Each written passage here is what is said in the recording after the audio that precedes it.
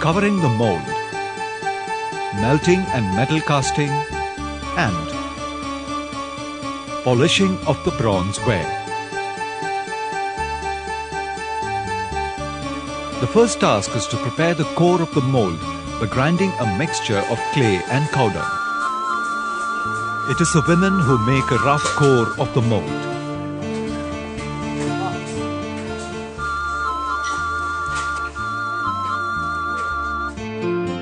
The dried cores are shaped by the craftsmen on the country lathes.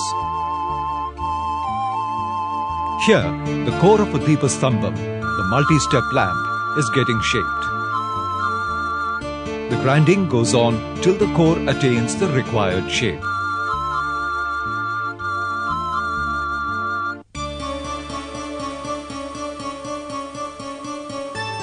The core is now ready for a coating of wax. This is the most important stage, for it is here that the details of the design are worked out. First, a wax ribbon of the metal's desired thickness is pasted.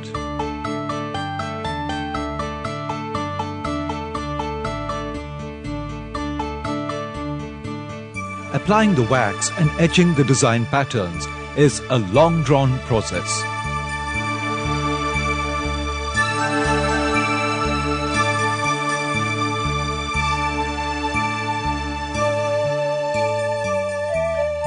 For craftsmen like Krishnan, the creation of contours, curves and grooves comes naturally.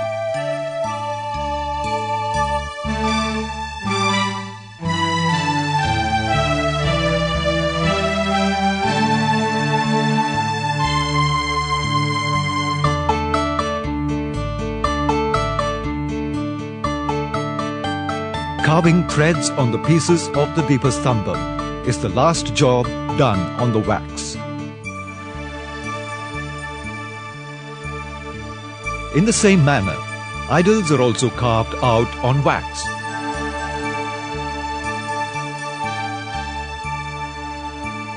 This, however, is a difficult job demanding a thorough knowledge of iconography.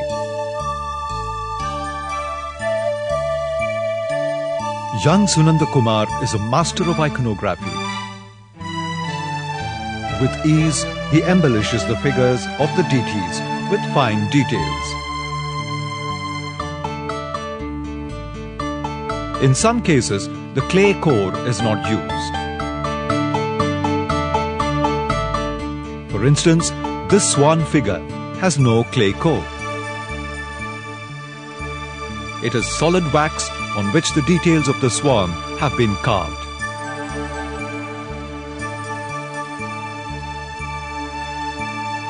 The swan and the lion often serve as a decorative crown of the multi-tiered Deepastambham. However, the application of wax on the clay and carving the details on it is generally followed in the making of bronze ware. For instance, here the wax is being given the shape of a cauldron.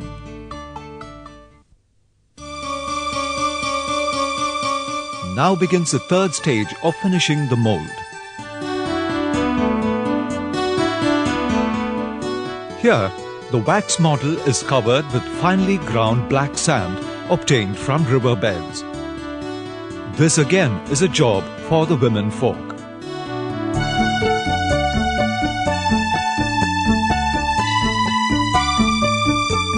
On the first coating, another mixture of sand and jute is applied so as to prevent the mold from cracking upon heating.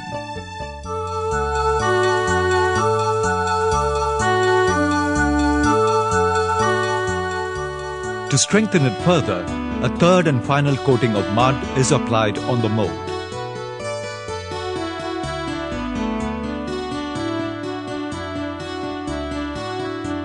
A mouth is created to de-wax and to pour the alloy into the mold.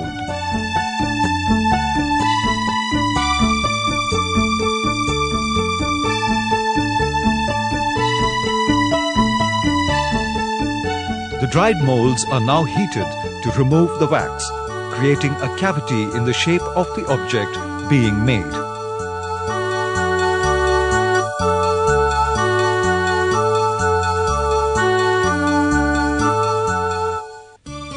molds are now ready for the fourth stage, which is casting. Bronze is 78% copper and 22% tin.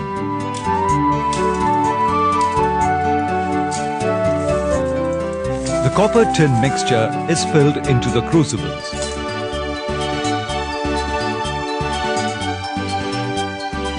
These are then kept in the lower chamber of the furnace for melting the mixture.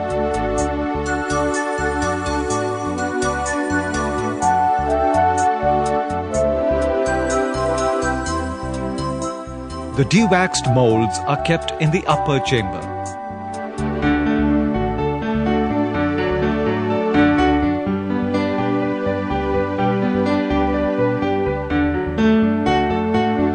Before charging the furnace openings are closed. The mouth of the furnace is partly closed and the upper chamber is covered with concrete blocks.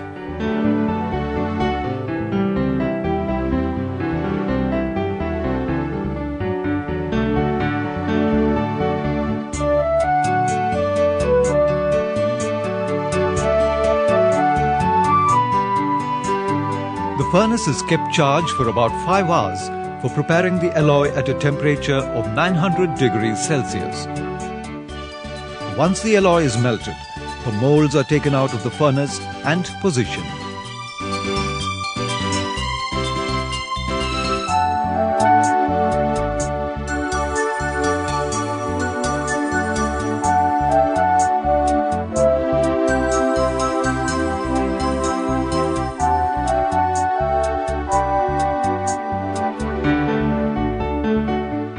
The intense heat of the furnace and the red-hot alloy pose a stern challenge to the workers. To ward off the heat, they soak their arms and faces with water.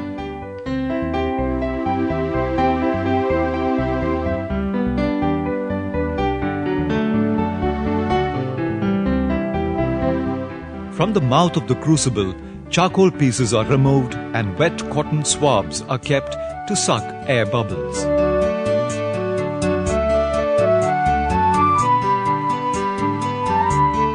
The casting has to be done quickly, otherwise the alloy would solidify in the crucible itself.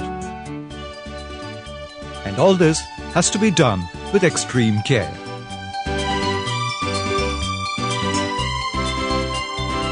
As the molten alloy solidifies, it expands, snugly filling all cavities and crevices of the mold.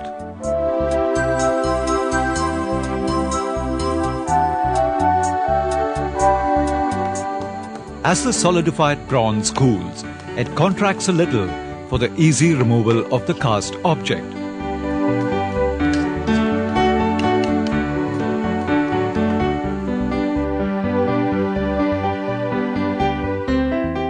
When the objects being made are huge, like the cauldron, the molds are kept buried for casting.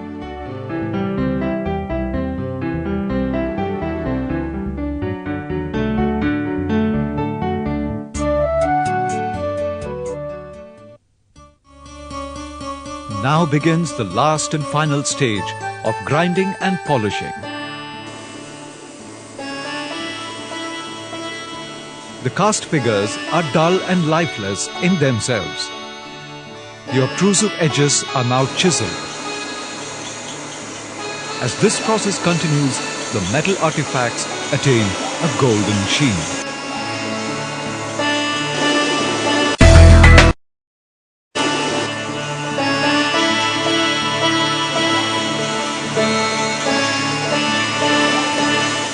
These are then buffed to give them the luster that makes bronze artifacts come alive in their resplendent, eye-catching persona.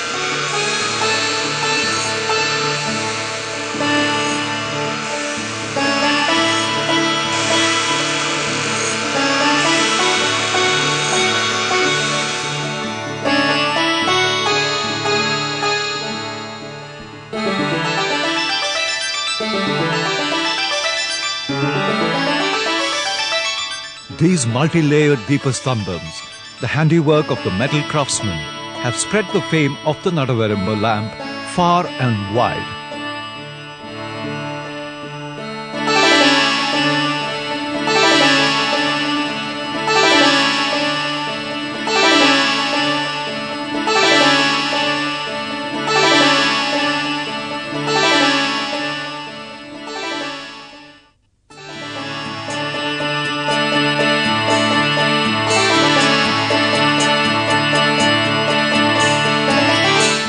These are matchless artifacts.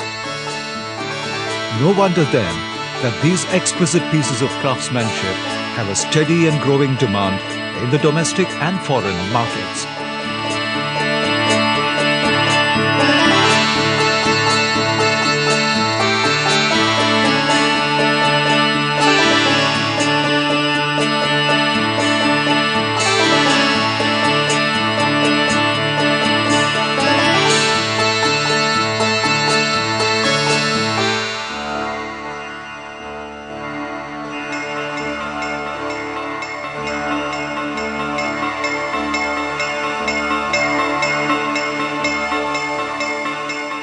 The Deepastambhams, in particular, some as tall as 30 feet, add an awe-inspiring aura to temple presence.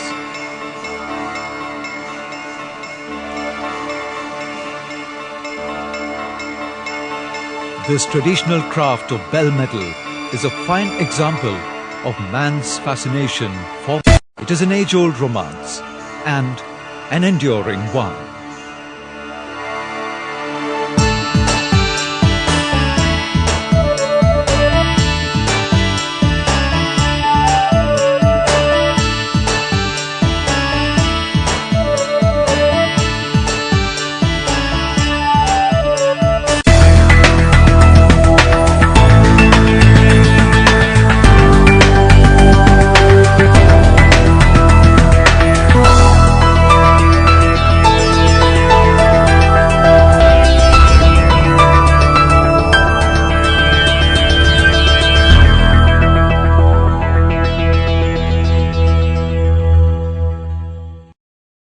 Welcome to the paper Vocabulary Control.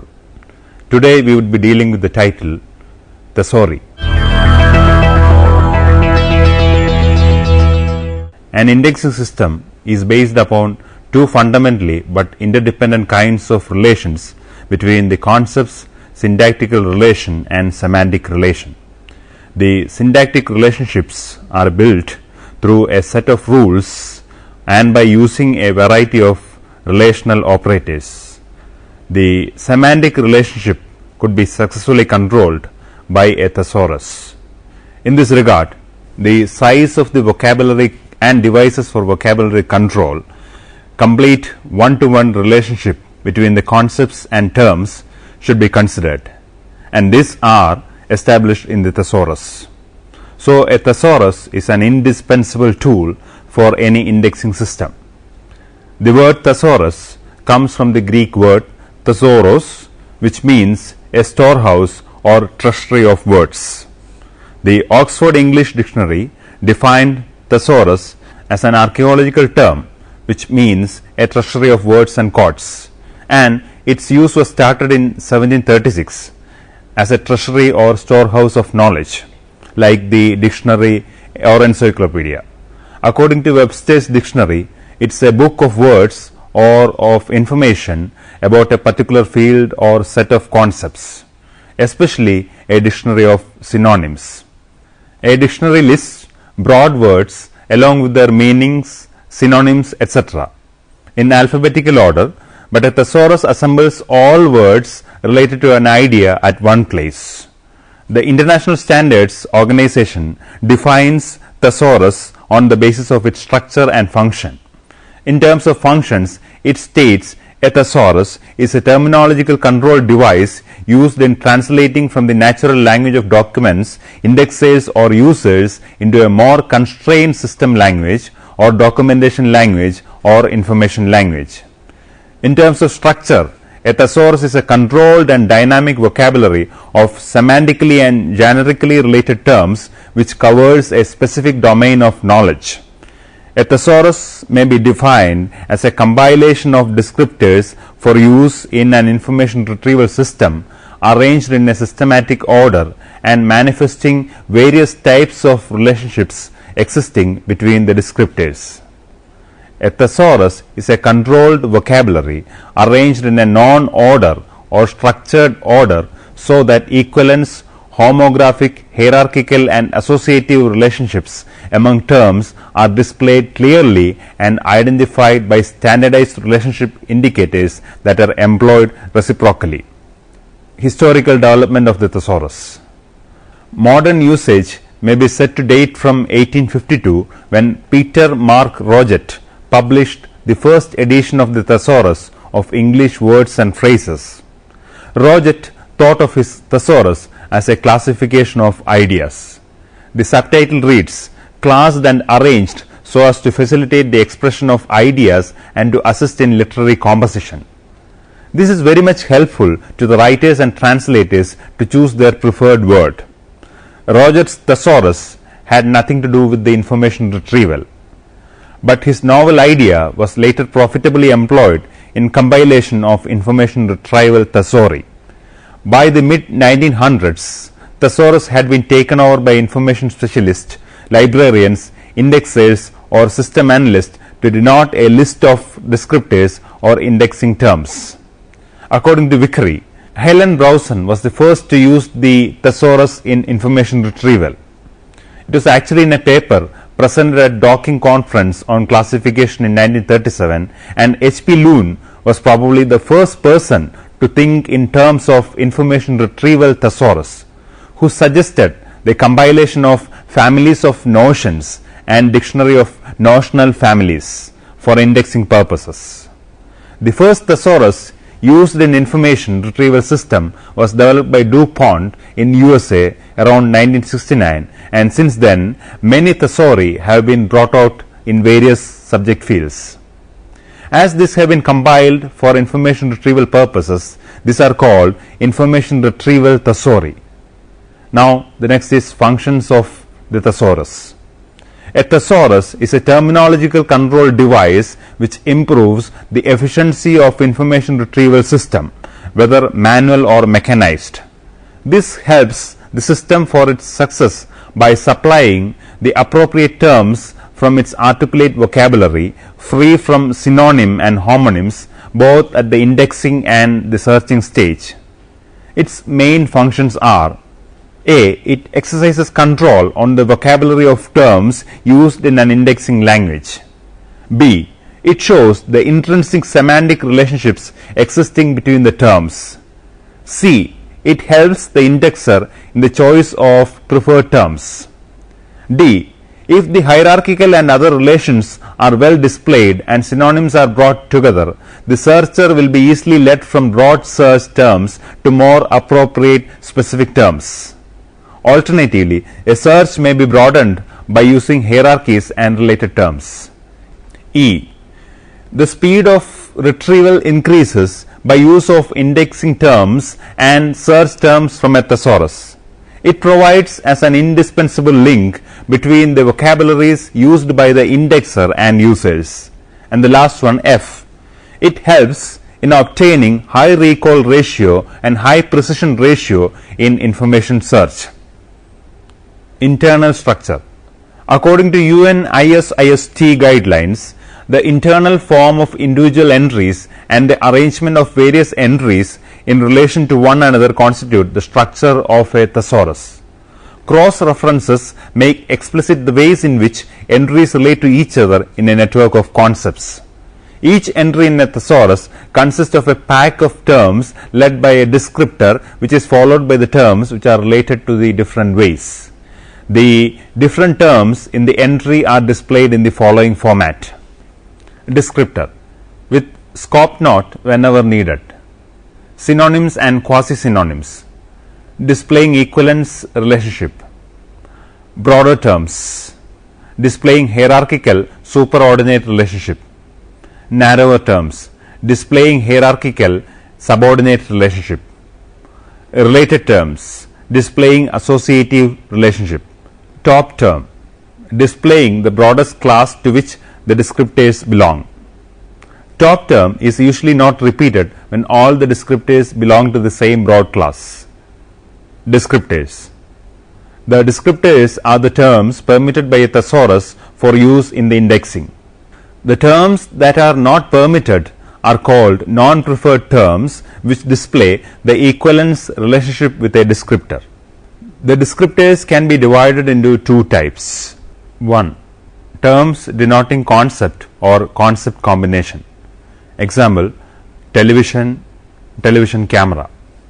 2. Terms denoting individual entities like proper names or identifiers. Example, ECTV. Relationship between terms.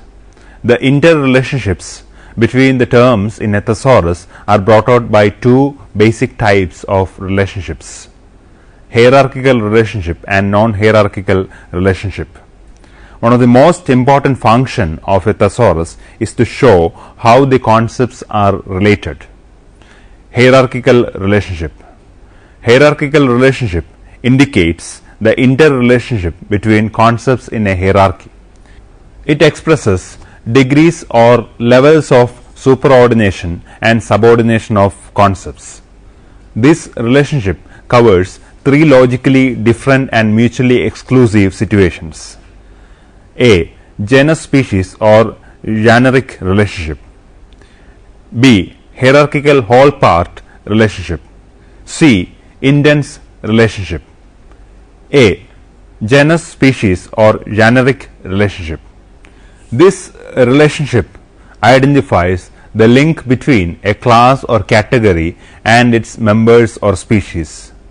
The following diagram can represent this particular relational link: desert plants, birds, cactus, robin. The generic nature of a relationship may be identified by the BT-NT coding. Whole or part relationship. This relationship in which one concept is inherently included in another regardless of context, so that the descriptors can be organized into logical hierarchies, with the whole treated as a broader term. In the following examples, part are indicated through indentation. 1. Systems and organs of the body.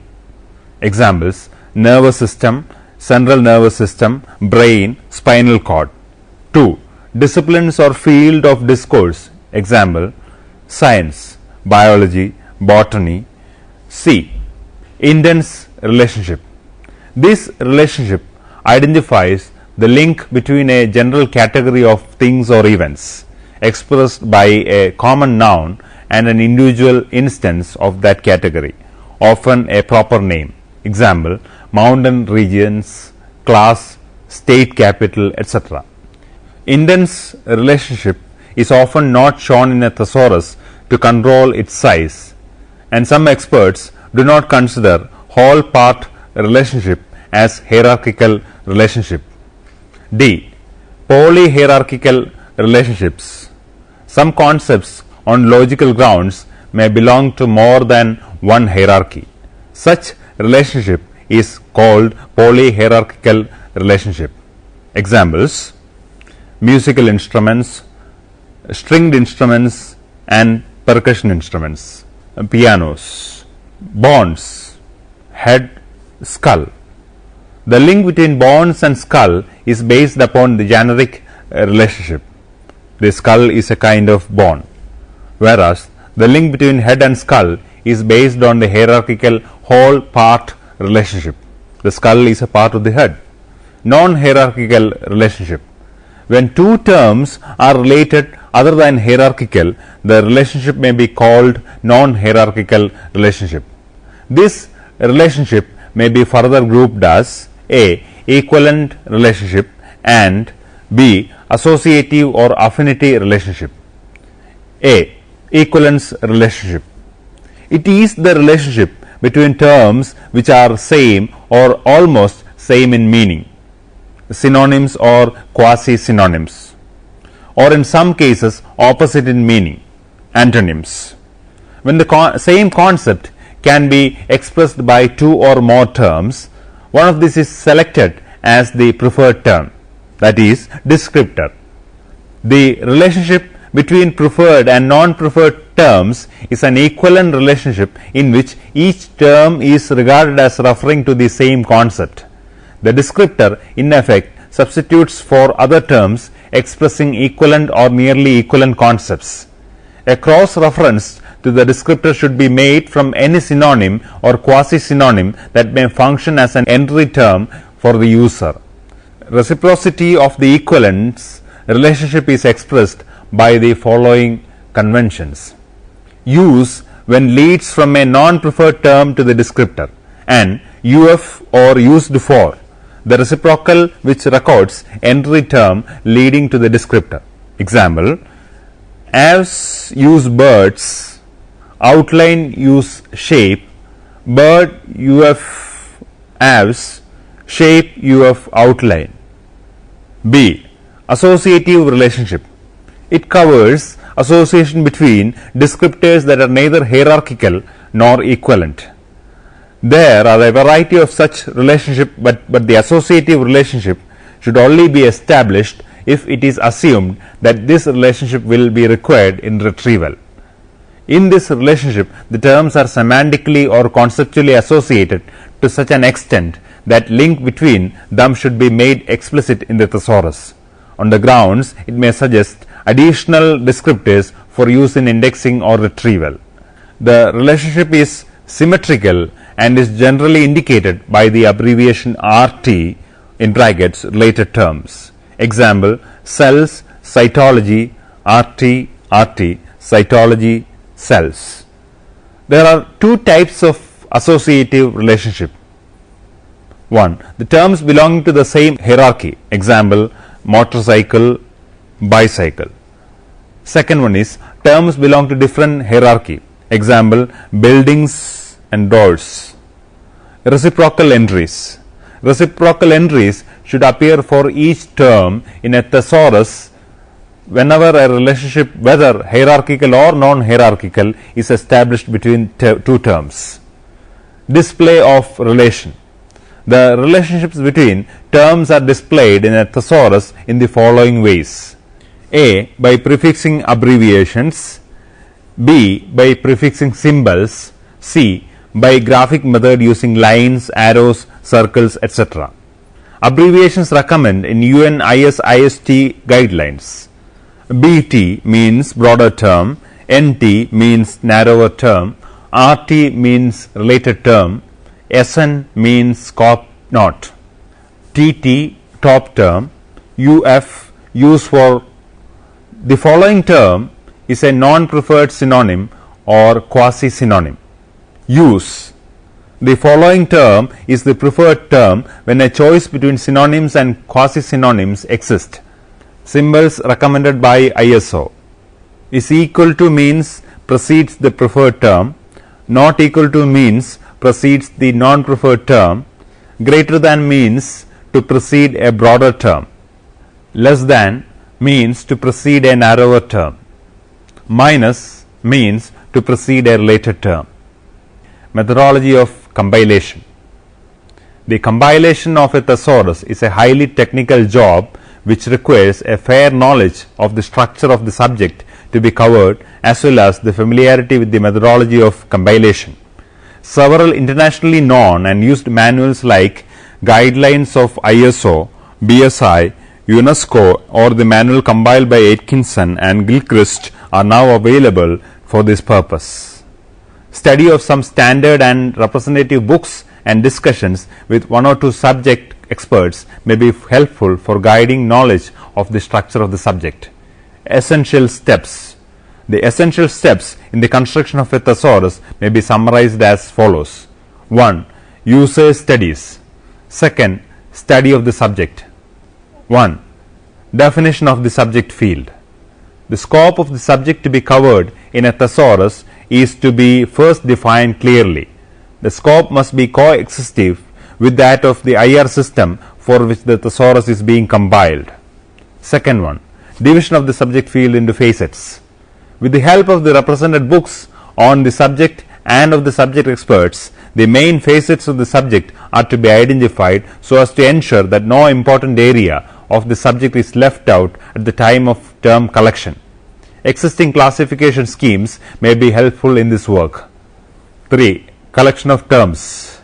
Before starting term collection work, various sources may be identified from which terms can be collected. These sources may include ready reference tools like encyclopedias, dictionaries, glossaries, etc. Representative books on the subject, available classification schemes and thesauri, primary and secondary periodicals, etc. For each of such sources, an entry is to be prepared in a standard format listing all the bibliographical details of the document. In collecting the relevant terms for the thesaurus, each of the sources on a particular subject may be scanned exhaustively. 4. Selection of terms. The collected terms are evaluated on the basis of the following criteria. 1. Frequency of use of the term in a literature of the subject. 2. Authenticity and currency of the term. 3. Acceptability of the users, experts for communication. 4. Potentiality of use. 5th. Effectiveness and expediency of the term in connecting and denoting a particular concept. On the basis of evaluation, the descriptors, that is, the preferred terms denoting concepts and non-preferred terms or synonyms or quasi-synonyms of descriptors, have been selected for inclusion in the thesaurus. 5. Control of word forms. 6. Recording of terms. A term profile, otherwise called as TP, should be prepared for each of the terms selected in a specially designed term record card. An example of simple term record is shown below. Term, context, characteristics by selection procedure, definition or scope note. Practice of a person seeking a mate outside the group. Broader terms, narrower terms, related terms. Source. It may not be possible to note down all the information required in term record at this stage. The broader terms and narrower terms cannot be supplied till the hierarchy of the terms is established. 7. Organization of the terms. 1. Determination of relation.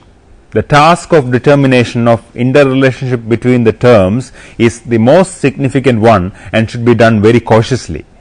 Either deductive or inductive process used in classification may be adopted for determining the hierarchical relationship. At this stage, help may be taken from the existing classification schemes and thesauri and the subject experts. Graphical representation. A graphic display or a hierarchical tree of the total structure of the subject covering all the descriptors can be developed. After determining all the relationships, this should be noted down in the appropriate places of the term records. 8. Preparation of entries. An entry should now be prepared for each descriptor in previously determined format using necessary abbreviations or symbols. For each non-preferred term, a cross-reference entry should be prepared in a predetermined format. Some definite rules and standards should be followed regarding the word forms or spelling of terms.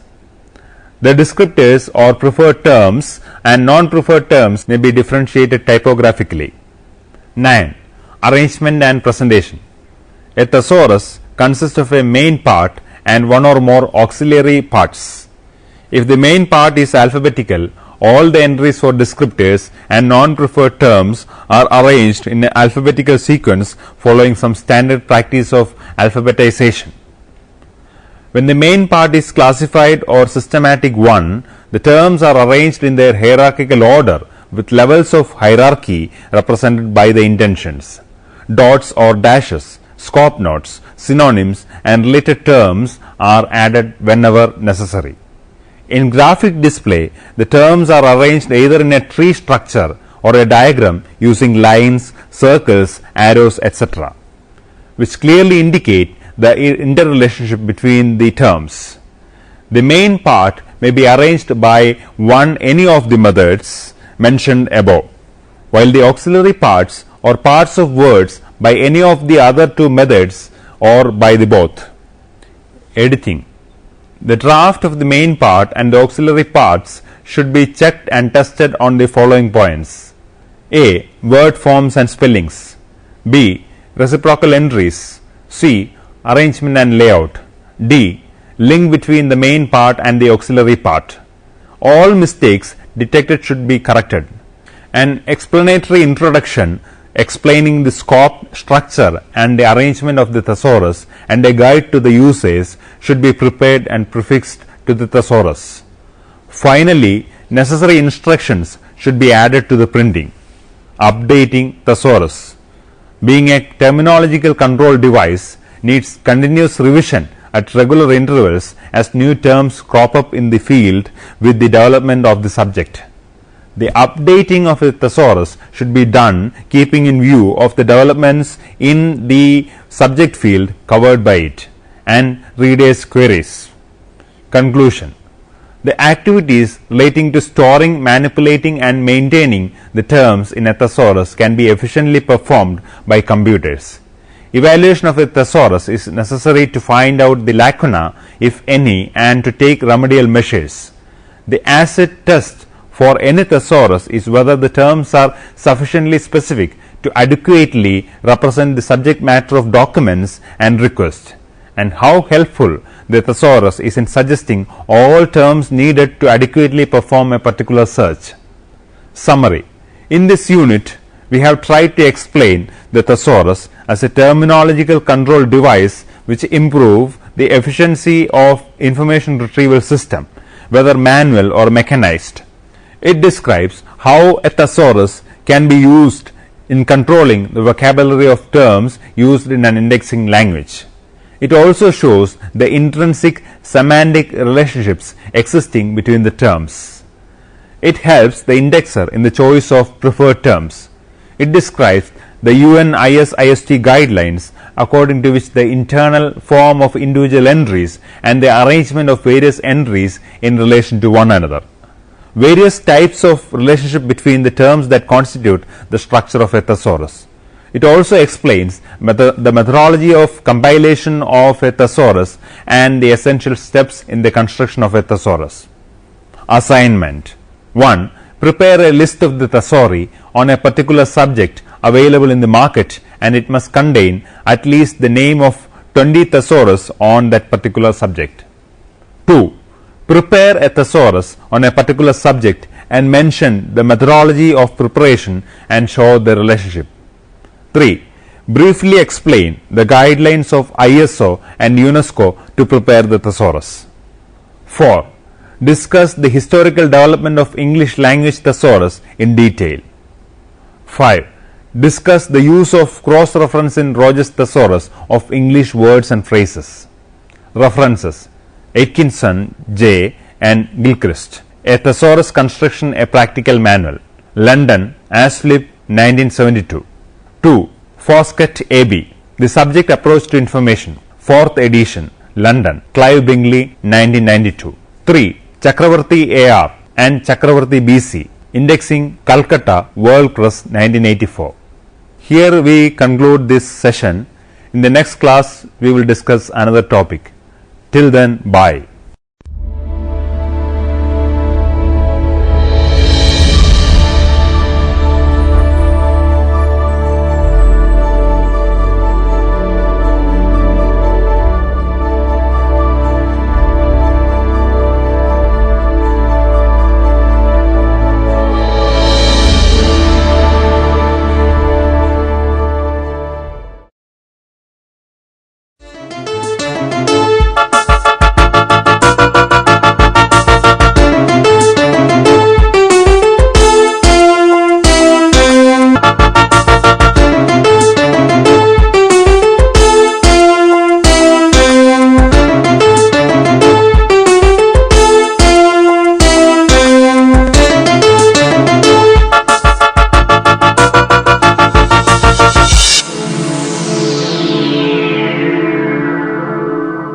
Welcome to the interface. Today we are having Professor T.P. Divagaran, formerly of Tata Institute of Fundamental Research, Bombay, with us. Hello, sir. Very pleased to be here. You are interested. Your basic interest is in physics, and quantum mechanics, quantum field theory. Quantum field theory. Yeah, my interest has always been in physics, and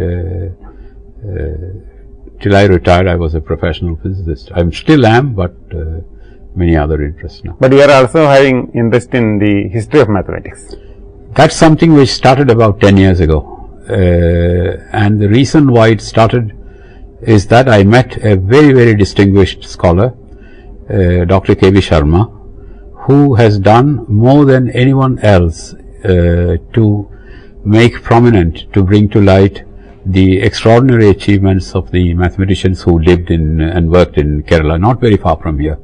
So I met him more or less by chance in Chennai, and he said, well, you are a mathematician, you are a physicist, and you understand Malayalam, you can read Malayalam, so why did you take an interest in the mathematics of the people who lived in near the in and around Tirunavaya? So you are interested in history of mathematics history of the Indian mathematics mainly, but since you are from Kerala and I am also from Kerala, I am more interested in asking some questions regarding the history of mathematics in Kerala. yeah. So what are the big names, or what are the main mathematicians who lived in? Yeah.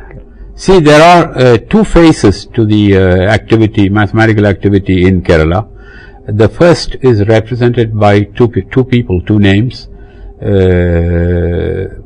One, the senior one was a man called Govindaswamy, and his disciple Shankara Narayanan, who worked in Kodungalur. At that time it was called Mahadevapuram. Observatory. He had an observatory there, and he says so, Yantra Valaya, and he also wrote a book which is of very great historical value, and that book was brought to light not by historians of mathematics but by a true historian, Elankulam Kunjan Pillai, because using the dates, astronomical dates in it, he could establish the dates of some of the emperors of the Second Chera Empire. So that was there. It is also mentioned in the PhD thesis of Professor M.G.S. Narayanan. Of course, because M.G.S. Narayanan was, Ilankulam was in the department of Malayalam, M.G.S. was in the department of history, but he wrote his thesis with the help and under the supervision of Ilankulam. So it's natural. And after Govindaswamy and Shankara Narayanan, what are the main figures in? Then for about 500 years we have no news, no mathematical news from not only Kerala but from many parts of South India, except one or two names in Karnataka. And then about 1400 there came an explosion of mathematical activity, and this is attributed to all the people who came later to the great Madhava, and everybody who came after him. So say something about Madhava. Yeah, but I will say first who followed him and then what they said about Madhava, because we don't know anything, very little. We know very little about Madhava himself personally. He didn't really leave a major mathematical text behind, but his disciple Parameshwara, his son's disciple Nilakanta Somayaji, Nilakantha's disciple Jeshtadeva, his disciple Shankara Variyar, Achyuta Pisharadi, all of them wrote many books. Not many, all of them, but some of them wrote many books. Jeshtadeva has written only one book, and all of them quote the verses due to Madhava, in which extraordinarily beautiful mathematical results are explained. And so we know that the founder of the school was Madhava, that all the original creative, truly creative, wonderfully original ideas were all attributed to Madhava, and these people all claim that we are explaining what he taught us. This Madhava is supposed to be from Irinalakuda, and from a I happen not to agree with that, because K.V. Sharma is responsible for this particular piece of information. K.V. Sharma and K. Kunjunli Raja, who was at that time in Madras University in the 50s and 60s. And as far as I can tell, there is no good reason for it, because in the translation, in the Vyakhyana of Venvaroha, Achyuta Pisharadi is giving some details about. No, that's not possible, because Achyuta Pisharadi did not write on Venvaroha, as far as I know. Did he write anything on Venvaroha? I don't know. What we know in Madhava's own words in Venvaroha is that he is from a house called Bakuladhishtita Vihara. Ilanjipalli.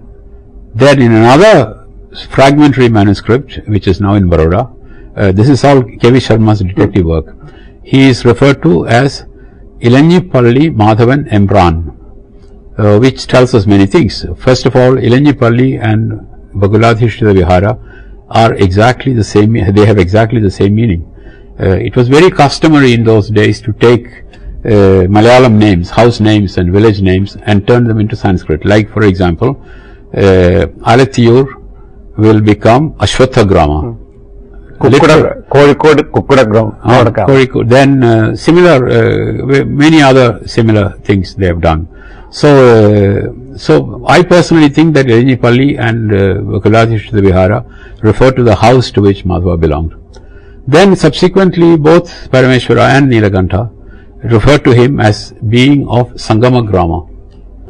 Now Sangama Grama, if we accept that it is a Sanskritization of a traditional Malayalam name, in the area in which all these people worked, there was in fact a Sangama Gramam. It's called Kudalur. It is still there. So I've been there, and not only that, not very far from it, there is still an old Brahmin household called Kudalurilam.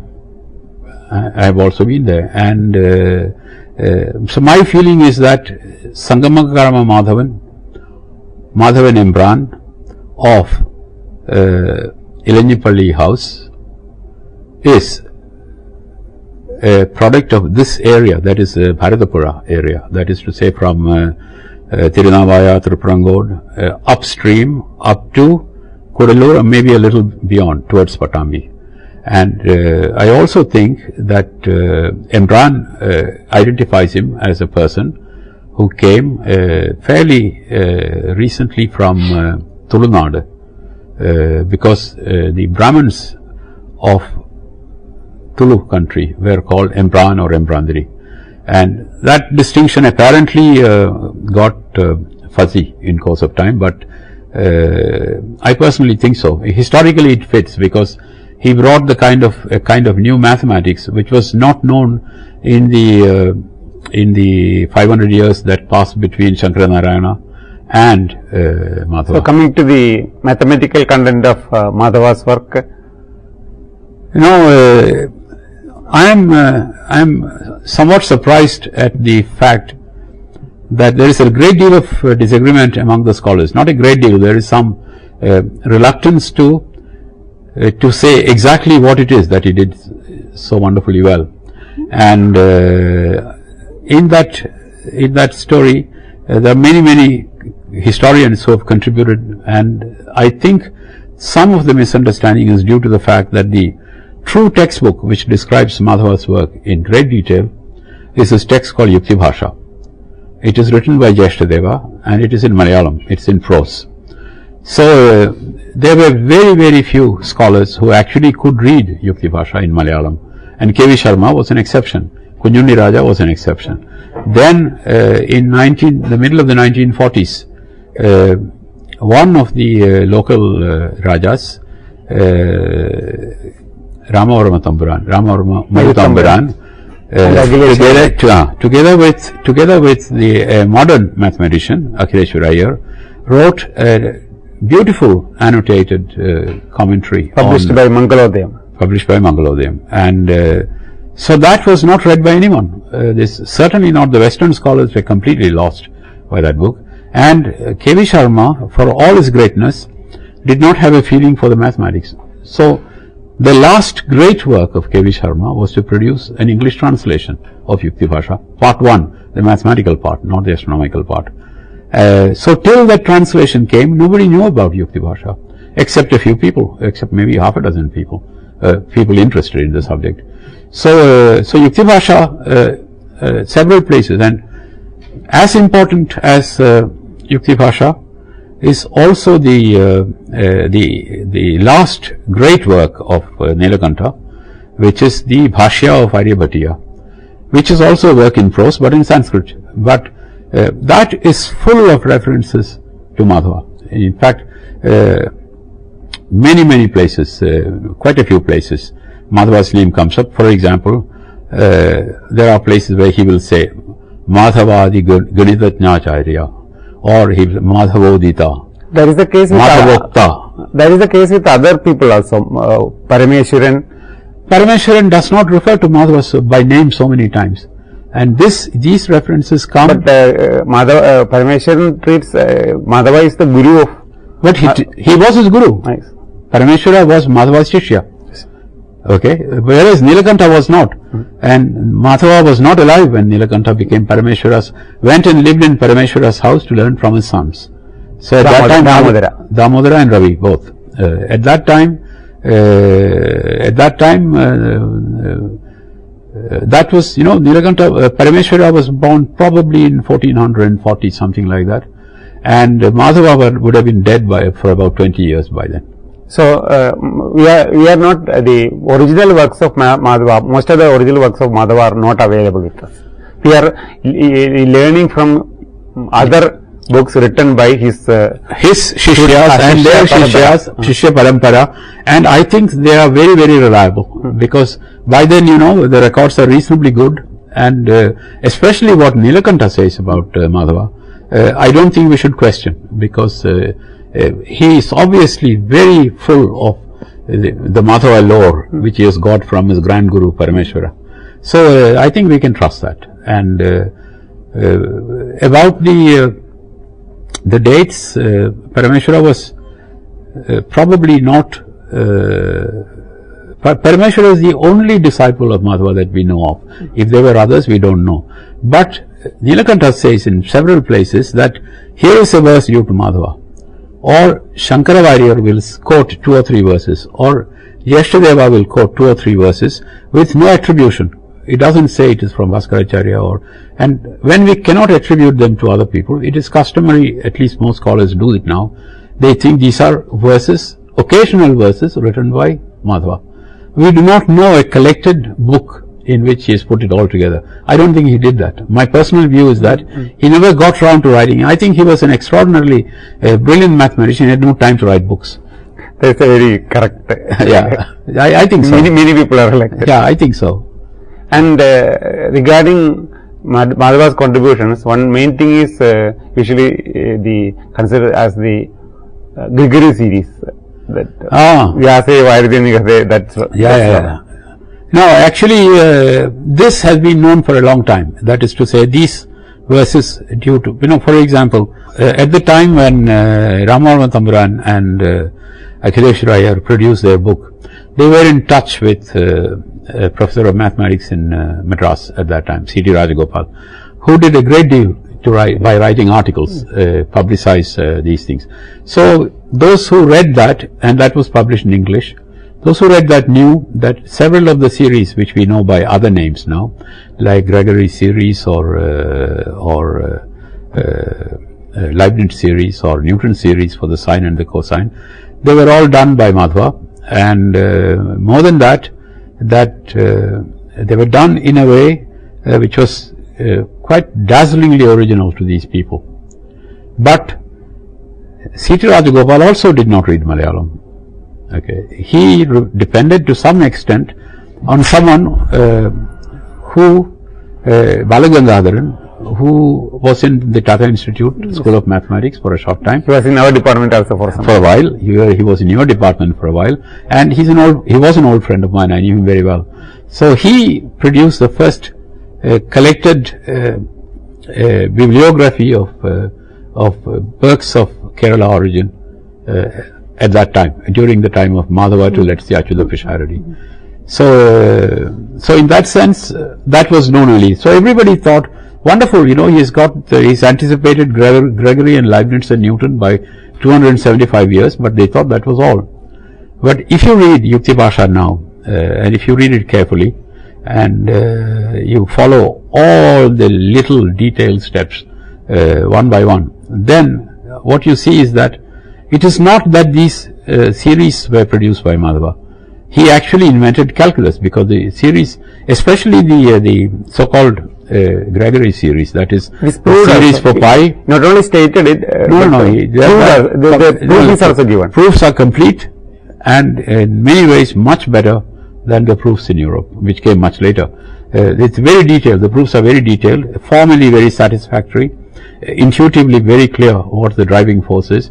And if you analyze this, it's very clear that what he has done was to invent infinitesimal calculus, but for only trigonometric functions. So why these people are interested in evaluation of that's a very interesting, but unfortunately it's a very complicated question. It's also a technical question, because for this related to astronomy, it is indirectly related to astronomy, but I will have something to remind me to talk about the non-astronomical aspects of the work of Now I call this school the Nila school, because the Nila Nadi is the river which nourished all these villages. These are all these famous 64 villages which were set up by supposedly by Parshuram, Panniyur, Shogapuram, Tirunavaya, all these places.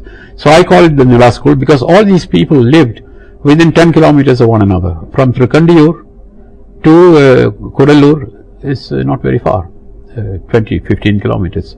So given this thing, I call it the Nila school. So the Nila school's work for me is characterized by great originality, and for the first time to take mathematics away from its astronomical applications. But I'll come to that maybe later if there is time. But the original starting point is Aryabhatta, and Aryabhatta's mathematics was fully driven by astronomy, because he took the astronomical model from Alexandria, supplied the mathematics which was already developed in India, added to his own invention, such as, for example, trigonometry. So that's the reason why all these people were looking at trigonometric functions.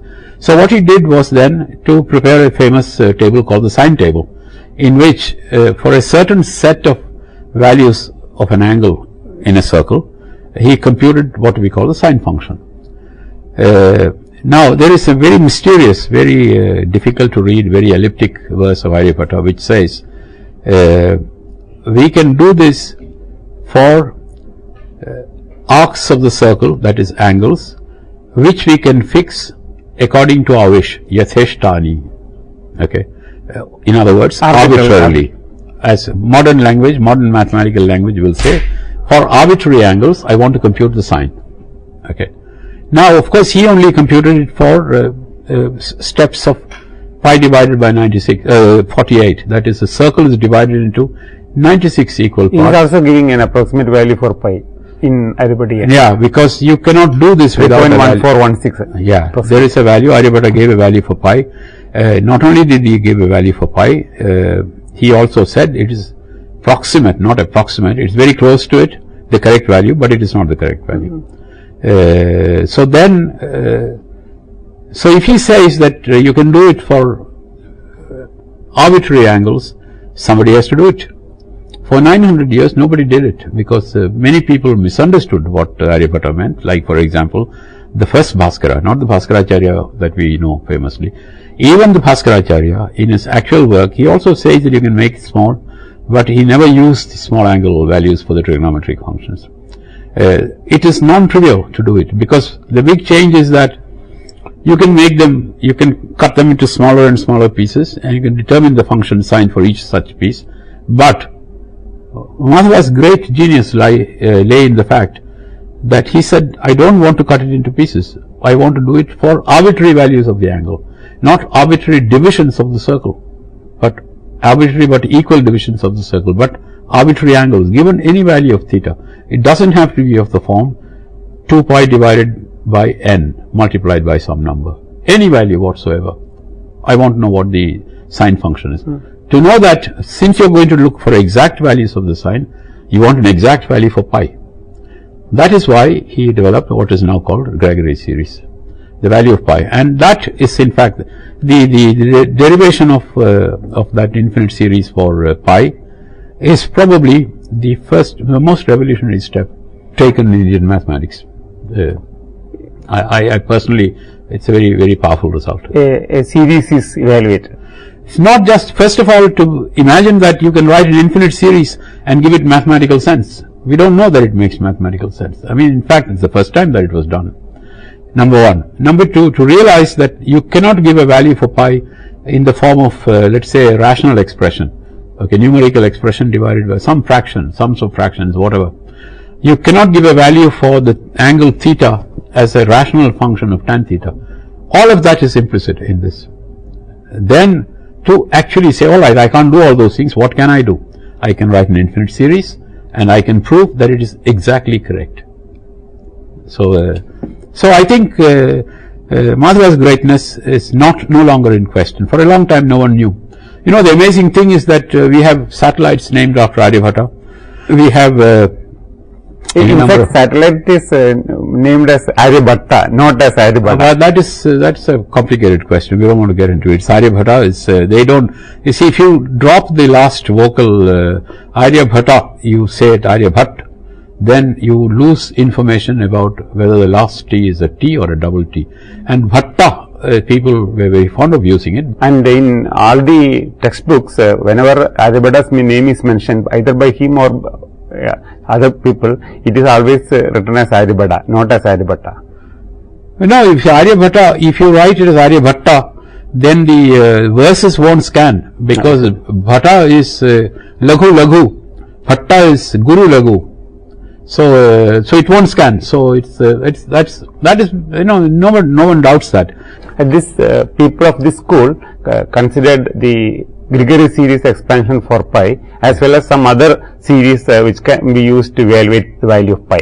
Yeah. But are they interested in the convergence of a series of an arbitrary series? You are asking very technical questions, but I will answer. For example, in I read that in this Aryabhatiya Bhashya of Nilakanta,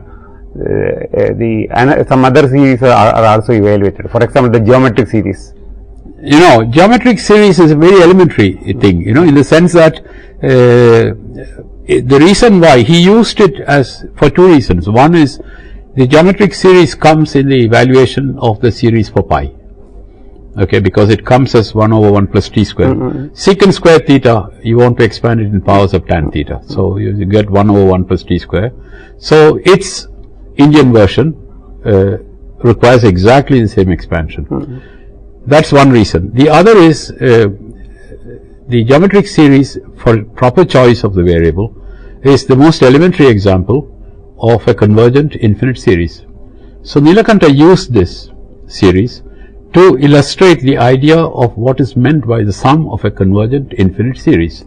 In particular, he says at one point, it must attain but not overshoot the value. So it is a limit. It is to be understood as a limit. So for that reason, for that he actually used the I think 1 over 1 minus 1 quarter or something like that as an example, as an illustration of 1 plus 1 by 4 plus 1 by 4 square, etc. Yeah, exactly. So that's what he did. So so there were many such signposts to a very modern way of thinking. Not only that, there is, you know, so as I said, it's a very technical question. The tangent series, that is theta is t 1 minus 1 over t plus 1 over t cubed, 1 plus 1 over t cubed and so on, that converges only between 0 and pi by 4. At pi by 4, tangent theta is 1. Beyond pi by 4, it's greater than 1. So this series won't converge. It's already, it's on the edge of being convergent, because, you know, it's a conditionally convergent series. It's not absolutely convergent. If you change the minus signs to plus signs, series doesn't converge. So it's a borderline case. So Yashdeva says, all right, so what do we do when the angle is bigger than pi by 4? He said, then you must make sure that instead of expanding in sine theta divided by cosine theta, which is always less than 1, you must now expand everything in terms of cosine theta divided by sine theta, which is less than 1 for angle between pi by 4 and pi by 2. This is very, very clearly explained. So they were concerned with questions of convergence. They did not have, naturally, they did not have very sophisticated ideas of what is convergent, what is conditionally convergent. Those things are not there.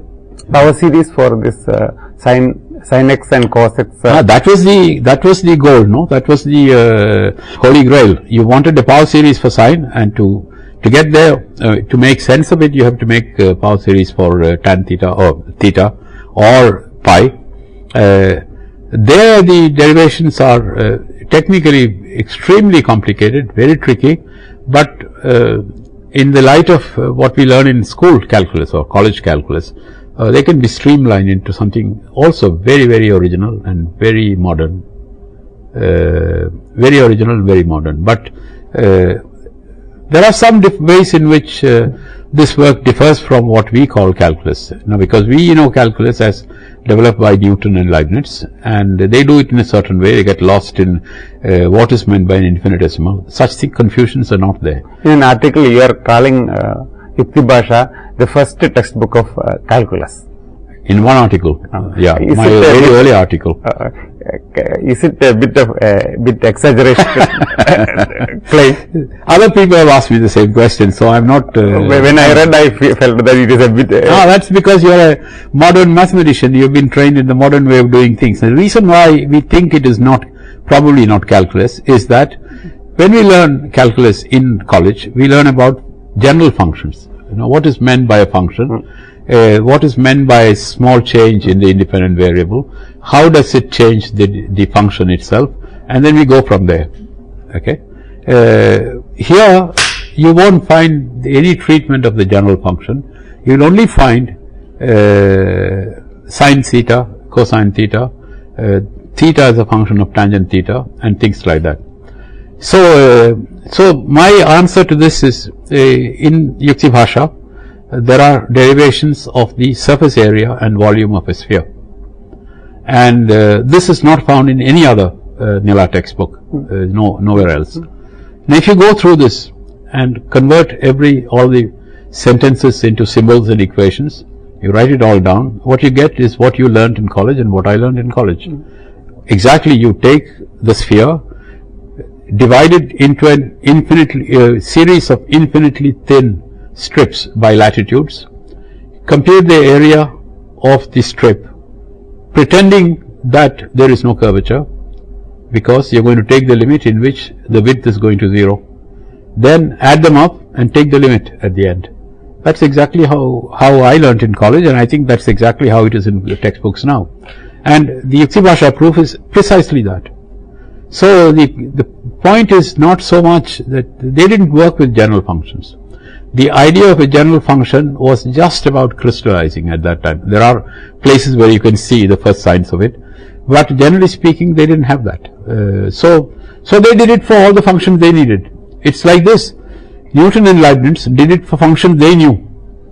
They did not prove the fundamental theorem of calculus was stated for one variable. It was not stated as people state now in the differential geometry context as Stokes' theorem. That is, you take an n form, integrate it over on an n-dimensional manifold, take an n form, integrate it over the volume, and you get the n-1 form integrated over the surface. If you say that to Newton, he wouldn't understand what you're saying. Or theory of distributions. Okay, a calculus is applicable to the theory of distribution. Most of the modern mathematicians are interested in stating everything in the most general form. No, that's natural. I think that is the greatness of mathematics. They extend their horizons at every turn. But to say that what Madhava did is not calculus is like saying somebody who is working on, let's say, distribution theory, saying that what Newton did was not calculus. The same fundamental ideas, they are extended, as you say, more and more to bigger and bigger areas of domains of mathematics. That's the way I look at it. It's my view. Everybody will not agree with me. I really enjoyed this discussion on the work of Kerala School of Mathematics, but unfortunately, due to some time constraints, we have to stop this episode, and we'll continue this discussion in the next episode. Yeah, we can carry on.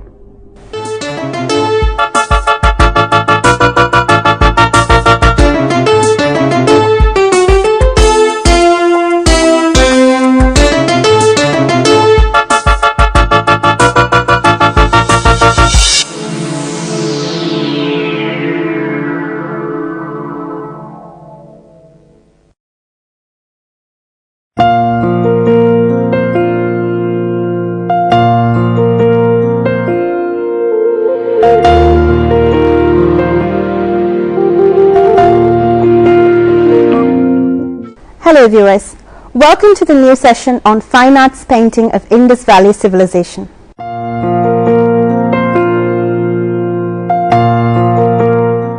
The plastic art of Indus civilization must have begun in the Paleolithic age and continued to that of Mohenjo-daro, Harappa, etc., which, according to widely accepted chronology, belong to a period not earlier than the second half of 3000 BC. The latest evidence suggests that civilization of Mohenjo-daro and Harappa lasted for about 800 years until the 17th century BC. Although the chief centers of this civilization were in the Indus Valley, indications suggest that it extended as far as north as the Punjab and northwest Pakistan and may have included all or part of Rajputana and the Ganges Valley. The civilization, under reference, called variously as Indus civilization, Indus Saraswati civilization, Harappan civilization, is believed to be the contemporary of Egyptian and Mesopotamian civilization. Though there is evidence of interchange of goods between Sumerian, Mesopotamian and the cities of Indus Valley, Indus civilization remains distinct in terms of writing, town planning, religious beliefs, etc. About the first half of 3000 BC, two significant cultures named Zob and Kulli have flourished respectively in north and south of Baluchistan. The terracotta figurines of these Zob and Kulli cultures are recognized as the earliest efforts of plastic activities in India.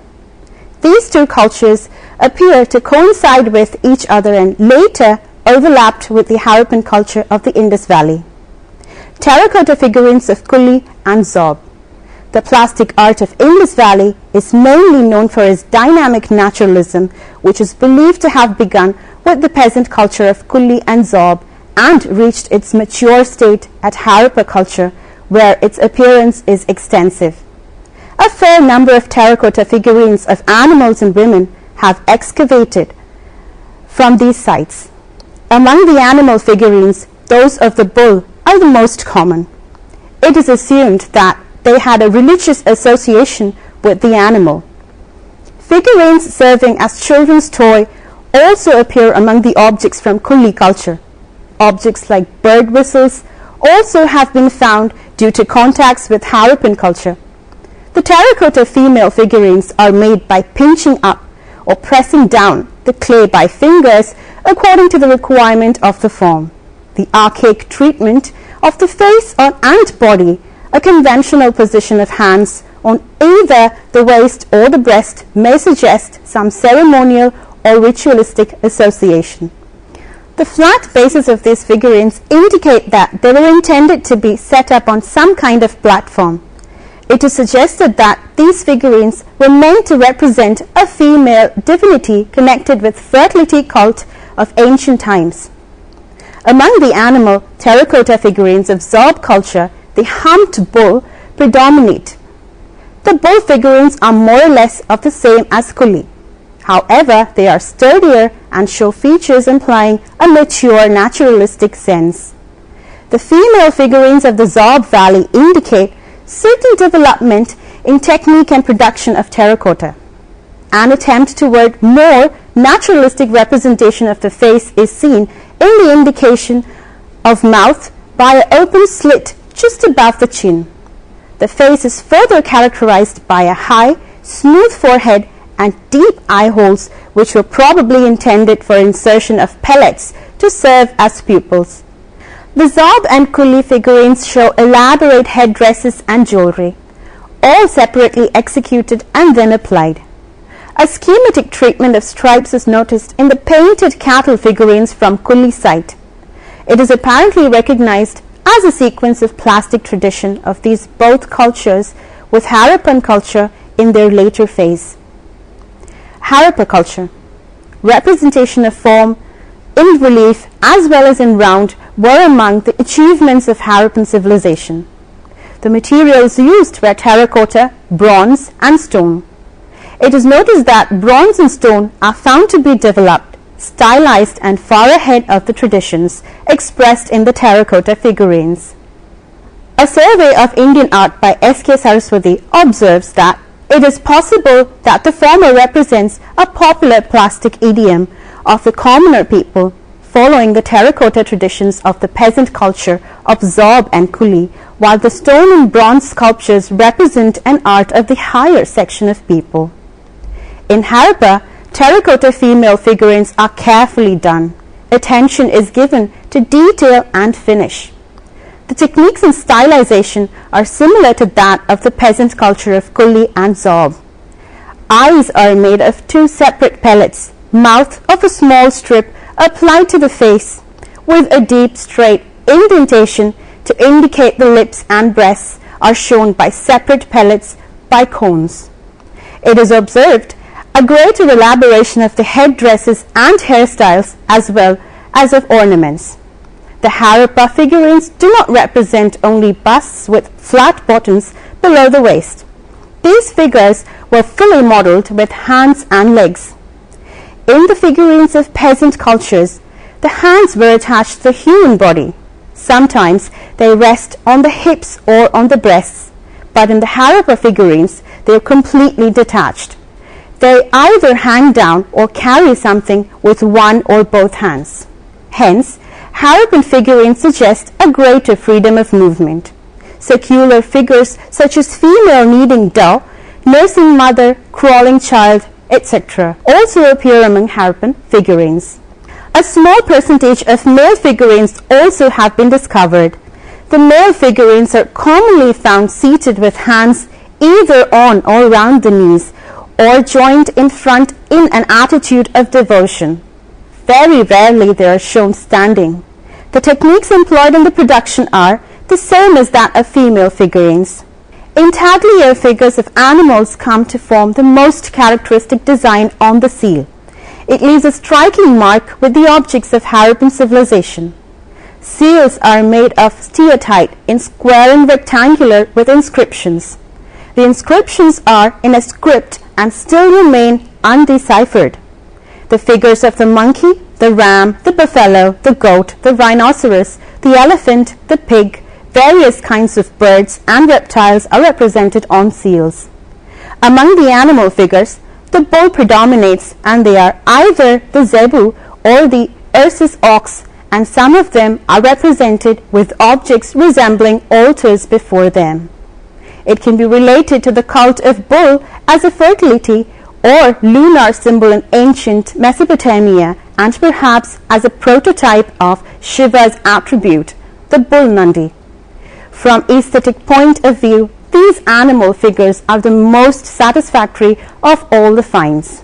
They carry a stillness, energy and dynamism within. Though the volume is not emphatic, it can be felt through the expression of the massiveness and weightness of the bull. And this quality of rendering the energy can be felt throughout the tradition of Indian sculpture at later stage. Real or imaginary animal and human figures also can be found in majority of seals. Mostly animals are shown in profile. Sometimes the artist has shown masterly grasp of the animal from along with its vigor and dynamism. According to Stella Kramish, they carry a strain which does not result in movement, but may keep the figures spellbound with pent-up energy. In one of the seals, we find a horned deity seated in yoga posture who is probably to be recognized as a prototype of Hindu god Shiva. The trident above his head can be suggestive of Trishula. The suggestion of this central figure surrounded by a number of wild beasts could be a representation of Shiva as a lord of wild beasts. In the seal, we have the earliest recognizable representation of a divinity in human form in Indian art. Also, some seals with representation of horned female figures in trees can be suggestive of Yakshi, the fertility and tree spirit of Buddhist art in later stage. Apart from these, the linear stylization of the trees and a particular mode of rendering of leaves in some seals have striking similarities in later Indian art. Various types of delightful toys such as carts and chariots also can be seen among terracotta objects. Apart from terracotta sculptures, the Harappa civilization has some remarkable sculptures in stone and bronze. One of the two Harappan statuettes represents a well-known piece of sculpture. The male torso in red stone, the figure is shown completely nude. The head and hands are missing and the legs from the thighs broken away. Frontal in representation, the execution filled with simple naturalism, refined and truthful, particularly in the modeling of fleshy part. The treatment of the back with its subtle curves and sensitive rendering of the volume is impressive. The vivacity of modeling is clearly visible in every feature and also through the entire figure, where all parts seem to be organically and dynamically related to one another. At the same time, there is suggestion of an inner tension recognized by some scholars as a device to reveal the existence of the vital breath within. S.K. Saraswati says that such qualities make up the basic form of Indian sculpture, and in this statuette, one recognizes the Indian sculpture's amazing skill in producing not only a sense of plastic volume, but also in representing the soft quality of flesh. The other Harappa statue represents a dancing figure and is executed in dark grey slate. The figure now is merely a fragment. The head, hand and legs are missing. The surviving portion suggests one of a rhythmic, graceful dance. The modeling is supple, together with the sensitive rendering of the volumes and three-dimensional treatments, give the figure with dynamic naturalism. Among the statues of Mohenjo-daro, copper figure of a dancing girl is unique. The legs are bent with left leg slightly set forward. The hair is tucked at the back in a heavy plait which rests on the right shoulder. There are coils of bangles adorn the left arm from below the armpit down to the wrist. The treatment of back and the hips, the buttocks and legs is noticeable for naturalism in modeling and movement. Another remarkable white limestone figure represents the head and bust of a male draped in an elaborate shawl-like garment passing round the left shoulder. The figure is considered as a portrait of priest. The mode of wearing the drapery is noticed in later Indian art, particularly in Buddha images of Kushana date and occasionally thereafter. In the downward glance of the eyes of this figure, some scholars recognize an attitude of concentration in yoga. The general rigidity of the figure and aspects such as wearing of beard with shaven upper lip shows resemblance to Sumerian heads, and details such as trefoil design on the costume as well as the mode of hair dressing may be matched with Sumerian sculpture. Benjamin Rowland observes that the Indian variants of Sumerian cults, statues and their presence in the Indus Valley reveals that at least some relation, perhaps religious as well as stylistic, existed between civilization of Indus Valley and Mesopotamia. Architecture of Indus Valley. The two largest cities of Indus Valley, Harappa on the left bank of the river Ravi in Punjab and Mohenjo-daro on the right bank of the river Indus in Sindh, are among the two major architectural sites. The architectural remains were of mainly utilitarian character, with a uniform sameness of plan and construction. The building consisted of houses, markets, storerooms and offices. Many of these structures consisted of a brick ground story with one or more additional floors in wood. Public buildings on the citadel would appear different from others only in size. Everything about the construction of the ancient city of Mohenjo-daro shows a total lack of architectural ornamentation. The site was systematically laid out on a regular plan.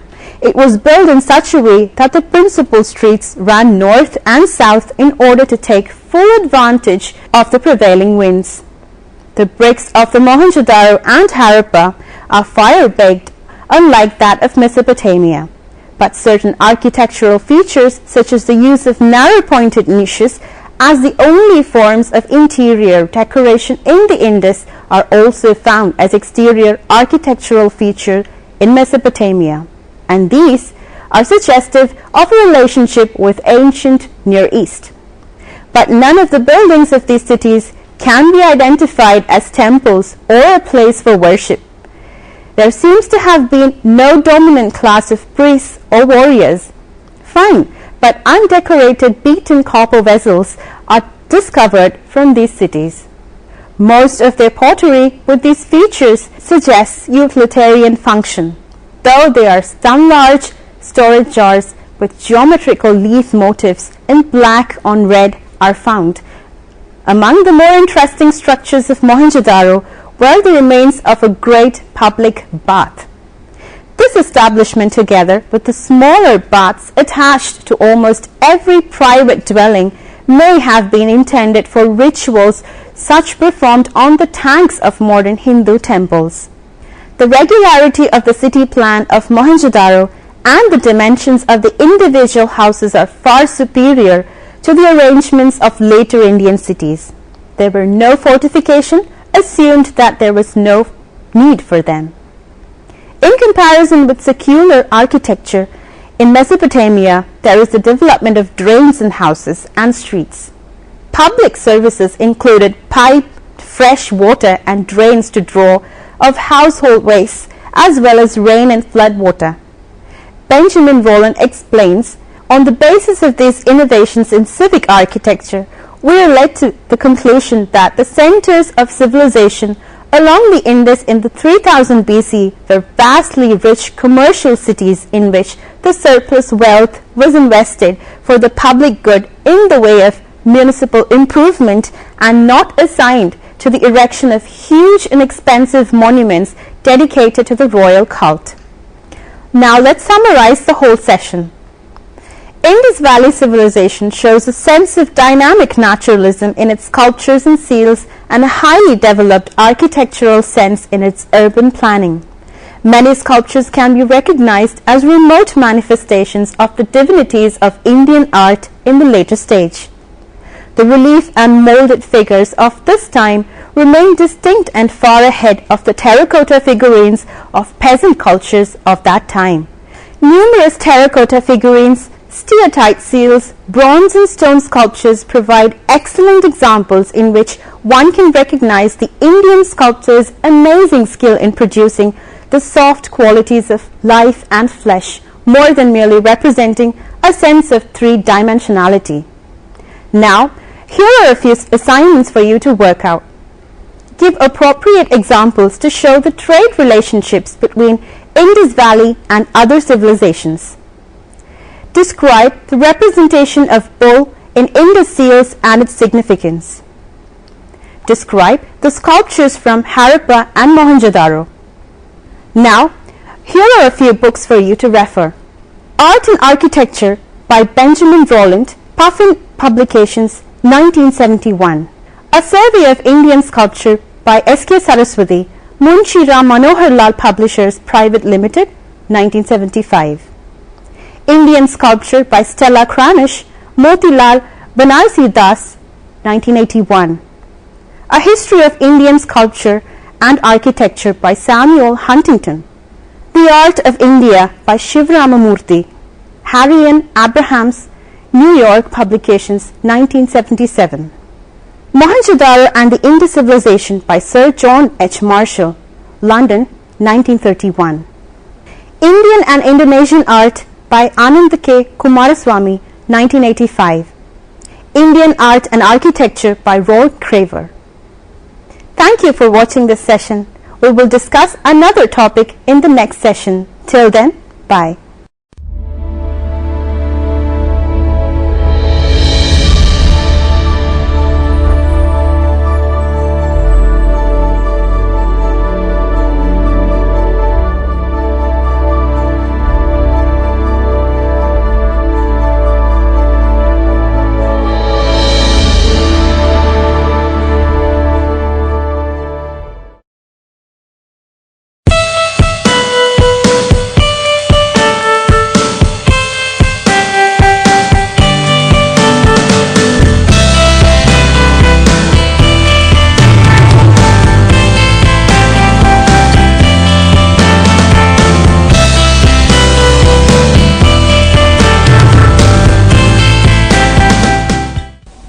Hello and welcome to the session on transfer of learning.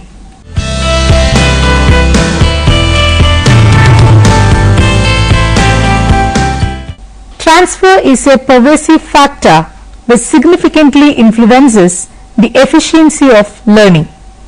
The new learning tasks which students meet continuously in their progress through school are accomplished more easily by application of earlier achieved generalization and by improved methods of learning. Multiple element tasks that would otherwise be difficult or impossible are reduced in complexity by inductive generalizing to the need for mastering only a few uniting principles. Learners continually interrelate and creatively extend their accumulating concepts and skill for more effective application to the problem they find or create in and out of school. The word transfer means to move from one place to another. It is commonly believed that what is gained by learning one subject can be transferred to another subject. Whatever students learn in schools is useful only when they can apply the same in everyday life. The process of carrying over habits of thinking, knowledge, skills and attitudes from one learning situation to another is called transfer of training. It implies the application of knowledge to the study of various subjects and activities in various fields. Thus, transfer means applying concepts and skills learnt in one situation to other situation. Transfer of learning definitions. According to McCuge and Trian in the year 1952, transfer of training occurs whenever the existence of a previously established habit has an influence upon the acquisition, performance or relearning of second habit. According to Go and Go in the year 1973, the carryover of habits of thinking, falling or working, of knowledge or of skills from one learning area to another usually is referred to as transfer of training. According to Sorensen in the year 1948, transfer refers to the transfer of knowledge, training and habits acquired in one situation to another. Types of transfer or forms of transfer. H.C. Ellis classifies transfer on the basis of learning situations faced by the learner into three. They are positive transfer, negative transfer and zero transfer. Positive transfer. Transfer of learning or training is said to be positive when the learning or training carried out in one situation proves helpful to the learner. Examples are: the knowledge and skills related to school mathematics help in the learning of statistical computations, and the knowledge and skills acquired in terms of addition and subtraction in mathematics in school may help a child in the acquisition and division. Negative transfer. Transfer of learning or training is said to be negative when learning or training in one situation hinders, interferes or weakens the learning in another situation. Examples are: having learned to pronounce a but correctly, the child may find it difficult to pronounce put correctly, and one's regional language or mother tongue may create problems in learning the correct pronunciation and intonation related to one's national and foreign languages. Zero transfer. Transfer is said to be zero when learning or training in one situation does not have any significant influence over the learning or training in another situation. Such a situation may arise when the learning activities and subject areas have nothing in common between them. Examples are: learning history may neither help nor hinder the learning of English, and learning to play football may not help nor hinder learning to play volleyball. Gardner in the year 1965 distinguishes transfer into two types. They are lateral and vertical transfer. Lateral transfer. Lateral transfer occurs when past learning is generalizable to present learning. For example, the physics teacher hopes that certain elements of the scientific method learned in physics can be transferred to the solution of problems in biology. Vertical transfer. Vertical transfer occurs when subordinate capabilities make higher order learning possible. For example, learning to compute the length of hypothesis of a right angle triangle becomes a subskill in learning to find vectors of forces. Theories of transfer of learning. Important theories of transfer of learning are the following. Faculty theory. This is the oldest of all the transfer theories.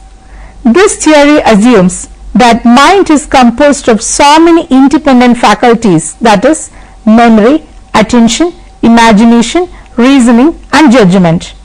These faculties, according to this theory, are nothing but the muscles of the mind, and like muscles of the body can be strengthened or improved through exercise. In this way, such properly strengthened or improved faculties later on function automatically in all the situations and areas in which they are involved. For example, if the memory of a person is strengthened or improved to a great extent through memorization of long and difficult passages, then it can prove useful in memorizing dates, names, formulae and figures. In the same way, propagators of the theory claim that reasoning and imaginative powers developed through the study of geometrical proposition can be used in solving various problems in life which demand a good deal of reasoning and imagination. Mental discipline as an educational doctrine and as a basis for transfer of training was first seriously challenged by William James.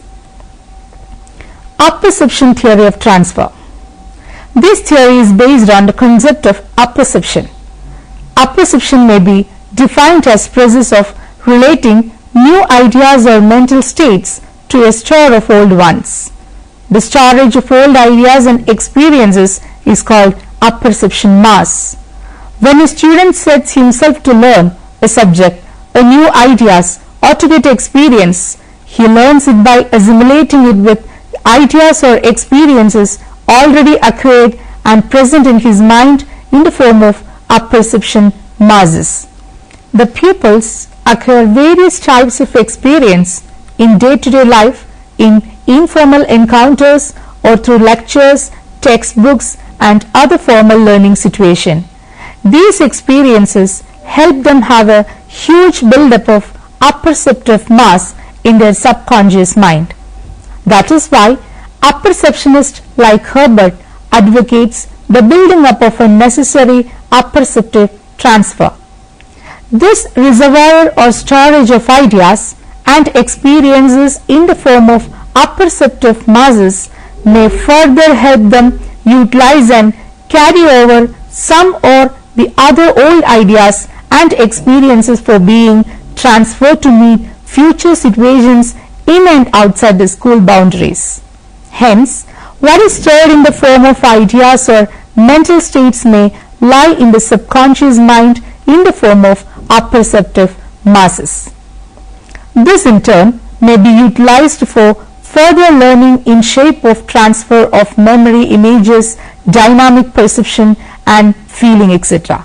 to the conscious layer of our mind. In this way, much may be transferred from a person's apperceptive mass to the learning of new ideas, facts and principles and performing of activities. Theory of identical elements.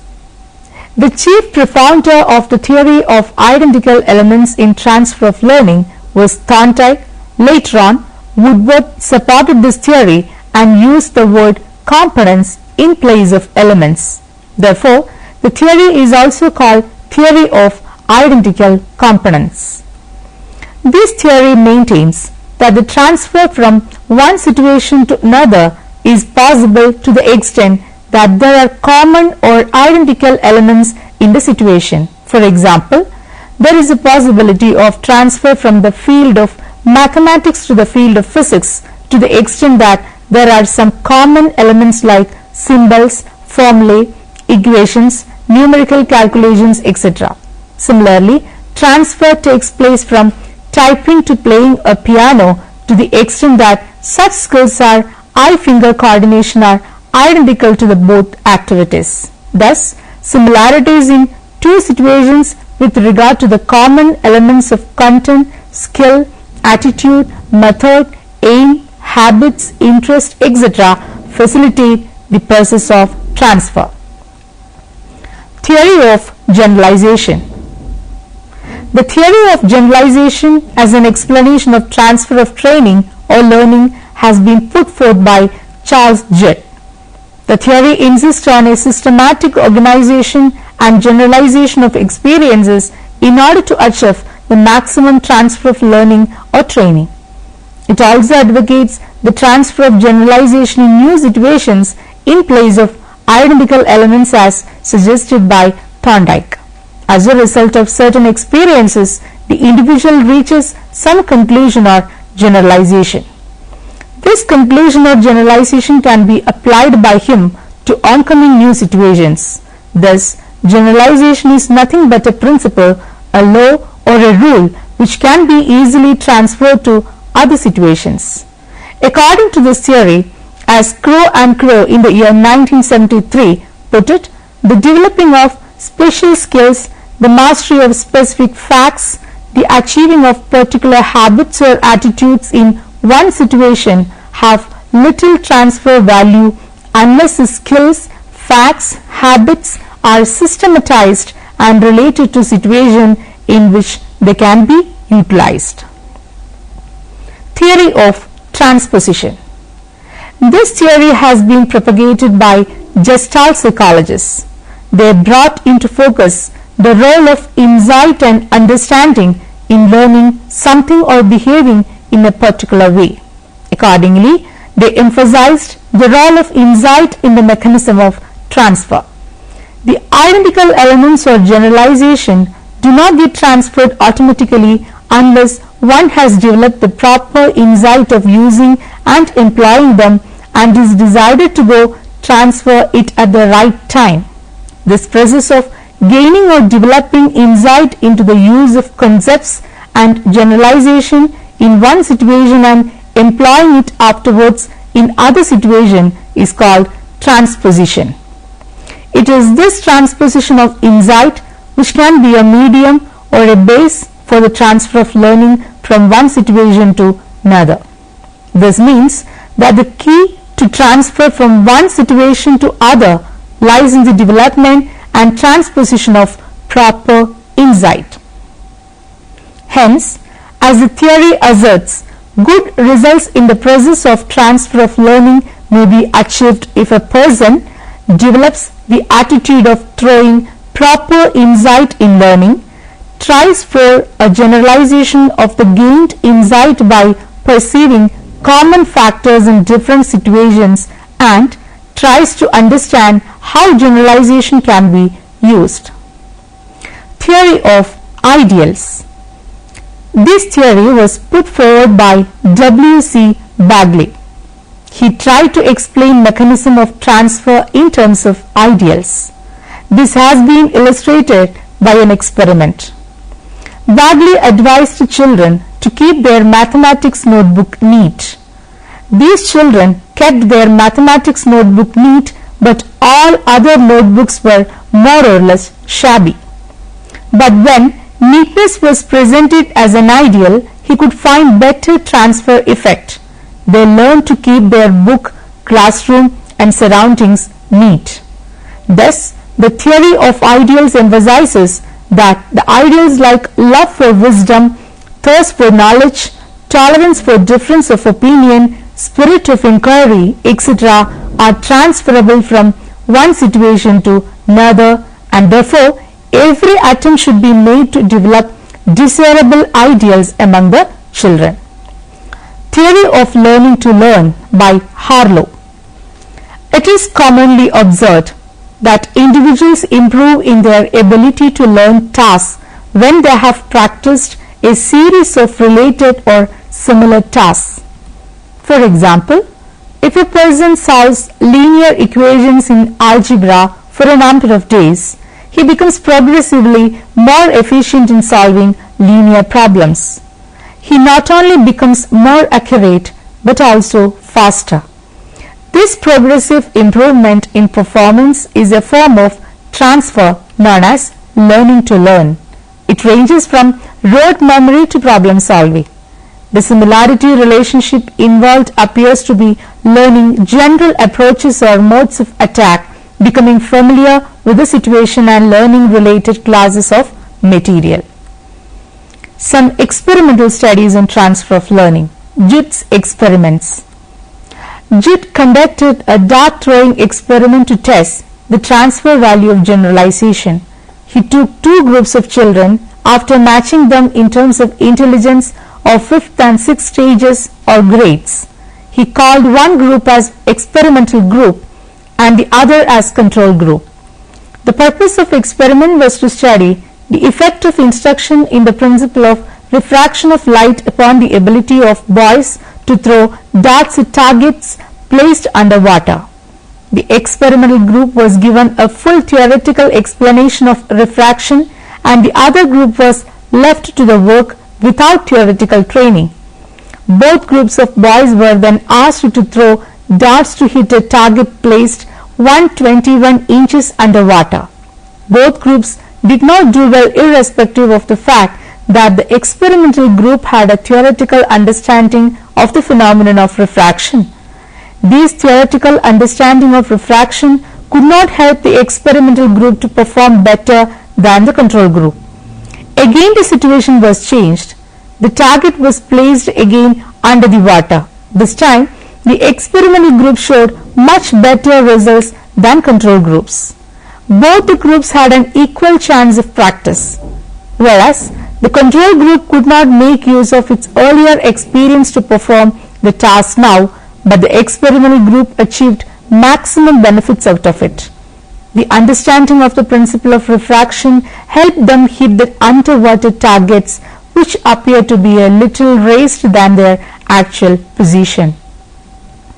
On the basis of this experiment, Mr. Judd concluded that it is the generalization of the understanding of some relationships which is usually transferred from the earlier situation to the later one. Similarly, the day-to-day generalized experiences of a child, like by touching fire we get burned, the green apples are sour in taste, always get transferred to an oncoming new situation. Therefore, one is largely benefited by systematic and organized generalization of experiences, and in this way this theory lays stress on the generalization of specific experiences and formulation of some rules or principle so that they may be transferred from situation to situation. Experimented by Hendrickson and Schroeder. Other experiments with more precise statistical treatment of their data have at least partly confirmed Judd's results. Hendrickson and Schroeder, using 3 equated groups of 8th grade boys as subjects, directed them to practice shooting BB shots at targets first placed 6 inches and the 2 inches underwater until 3 successive bull's-eye hits were attained. One experimental group was given an explanation of the theory of refraction. Another studies the explanation of refraction and was also explicitly warned that changing depth of water in the second test would change the amount of refraction. Following Judd's experimental design, the principle of refraction was withheld from a third group, the control group. The amounts of transfer of skill from the 6-inch depth to the 2-inch depth, as measured by reduction in number of trials required to attain the bull's-eye criterion, were 34.1% for the control group, 36.5% for the group given an explanation of refraction plus a more specific statement of how it would apply with the changed conditions. Only the principle of refraction plus a suggestion produced a significant advantage. Experiments by Dorsey and Hopkins. Dorsey and Hopkins demonstrated that transfer is more likely to occur if students are given explicit direction to apply their knowledge. First, they taught two equated groups of college students more efficient reading techniques, college Latin and descriptive geometry. Then they tested both groups. Reading comprehension, a vocabulary list comprised of Latin derivatives and miscellaneous items related to geometry. The only difference in preparation for the test of the two groups was that the experimental group was warned before each test to use the appropriate previously learned concepts and skills. The control group, although they have acquired the same knowledge, did not receive explicit direction to apply it in the test and failed to do so as effective as the warned group. W.C. Bagley's experiment on transfer. There are two experiments on transfer neatness which support Bagley's assertion. In the first experiment, the experimenters emphasized neatness in the preparation of arithmetic papers by pupils in the third grade. Nothing was said about neatness in the rest of the school subjects. Language and spelling papers were then compared with arithmetic papers for improvements in neatness. While the arithmetic papers showed clear proof of neatness, the language and spelling papers were rather less neat. It was concluded that specific training in neatness in one area did not transfer to other areas. In the other investigation, the experimenters insisted on neatness in all papers, and the children were told about the advantage of neatness in the other aspects of life inside and outside the school. In this way, great effort was made to develop the ideals of neatness. The results showed an overall improvement in neatness in all subjects. The conclusion was that ideals do transfer. There are other experimental illustrations given by various psychologists also in order to explain transfer of learning or transfer of training. Let me summarize the session. The chapter provides a detailed analysis of the concept of transfer of learning. The different definitions for transfer are given. The chapter discusses the different types of transfer such as positive transfer, negative transfer, zero transfer, lateral transfer, vertical transfer, etc. The important theories of transfer: faculty theory, apperception theory, theory of identical elements, theory of generalization, theory of transposition, theory of learning to learn, and theory of ideas are well discussed. The chapter also describes some important experimental studies related to transfer of learning. Now you can try to answer the questions given here. Explain the classification of transfer on the basis of learning situations faced by the learner. List out and explain the different types of transfer of learning. Explain apperception theory of transfer of learning.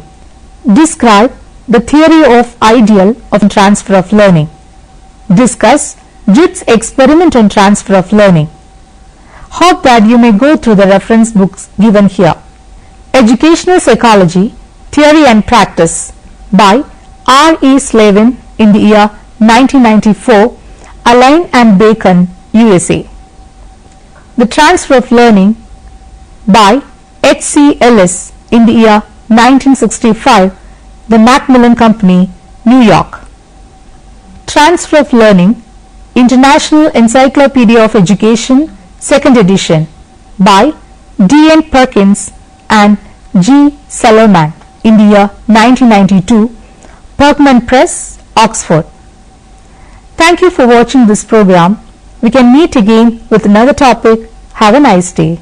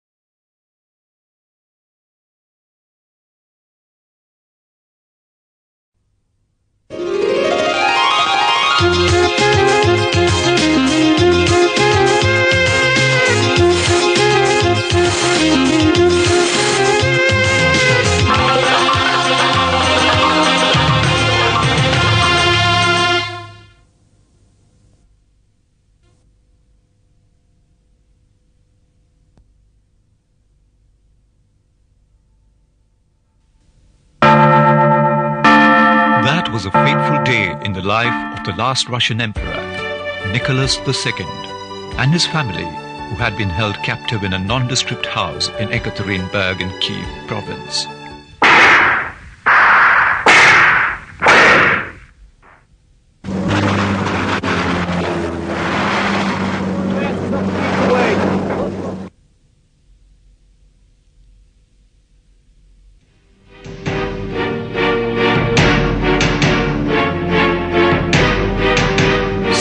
Years after their execution, the pit where their bodies had been dumped was located and their skeletal remains exhumed.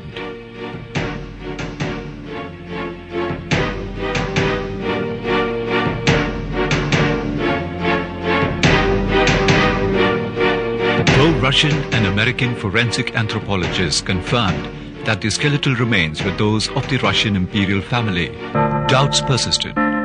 The doubts were set to rest when two molecular biologists, Peter Gill of Britain and Pavel Ivanov of Russia, provided the DNA evidence. They found that the DNA extracted from the cells of imperial bones matched with one another and with that of the living relatives of the Russian imperial family.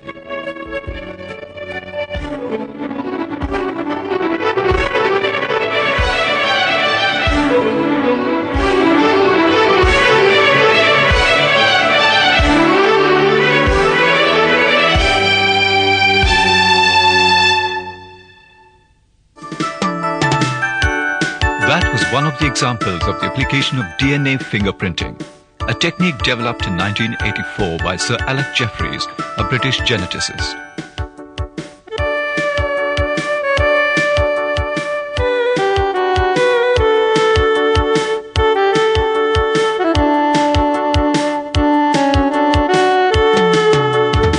This technique relies on the DNA, that is, deoxyribonucleic acid, which is responsible for transmission of genetic information from one generation to the next.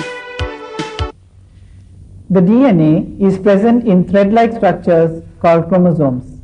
In human cells, excepting sex cells, there are 46 chromosomes, 23 inherited from father and 23 from the mother. Every chromosome contains proteins and one extremely long DNA molecule. As described by James Watson and Francis Crick in 1953, each DNA molecule contains two strands entwined to resemble a double helix or a spiral ladder.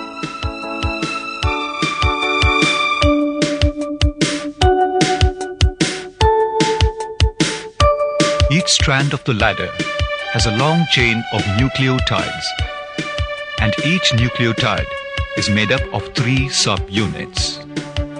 A 5-carbon sugar molecule called deoxyribose is one of the subunits. Attached to one of its ends is the subunit of a phosphate molecule.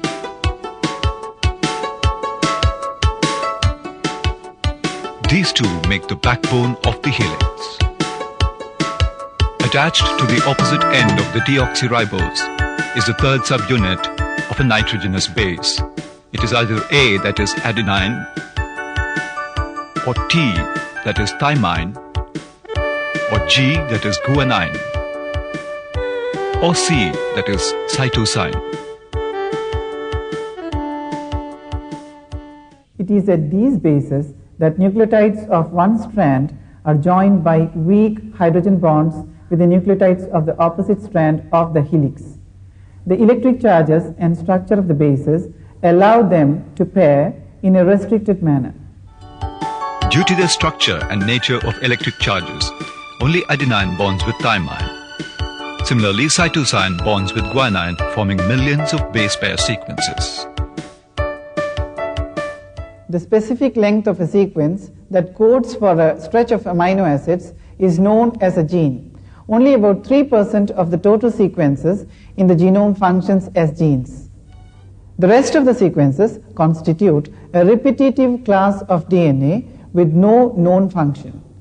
Most of the base pair sequences that constitute functional genes differ very little from one person to another, except in regions called tandem repeats.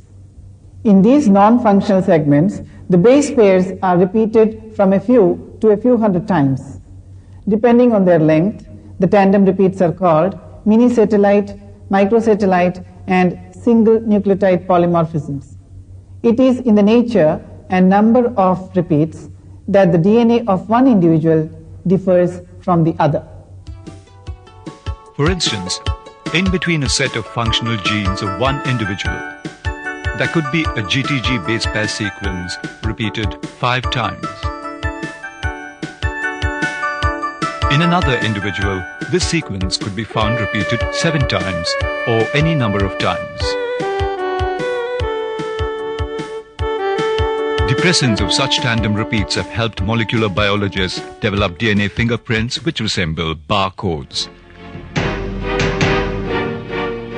DNA fingerprints are unique. Hence, these are being increasingly used in solving cases of child swapping, homicide, and extramarital relations. Suspicion of extramarital relations often leads to disputes over offspring's paternity. In such cases, the inheritance of equal number of chromosomes of both the parents provides the basis for DNA fingerprinting. Therefore, DNA is analyzed to examine whether the child has copies of the DNA of both the mother and the father. This little one's family, for instance, is in the grip of such a dispute. Unwilling to accept the little one as his child, the doubting father approaches his counsel for legal advice. The matter is finally referred by the family court to molecular biologists for DNA fingerprinting. We have one more case for DNA fingerprinting test. This is a disputed paternity case. Let us see how molecular biologists develop DNA fingerprints and what do the prints suggest. The first step in DNA fingerprinting is the isolation of DNA from body tissues such as blood. In child swapping and paternity cases, about 5 to 10 milliliters of blood of the putative parents and the child is collected for analysis.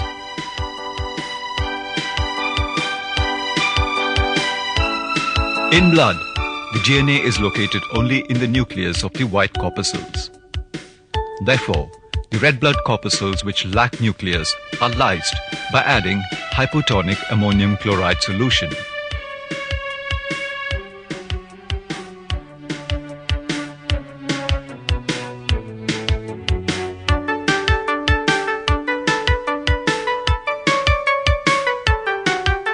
For better lysing of the red blood corpuscles, the sample is kept in ice and then centrifuged to pellet the white blood corpuscles needed for isolation of DNA.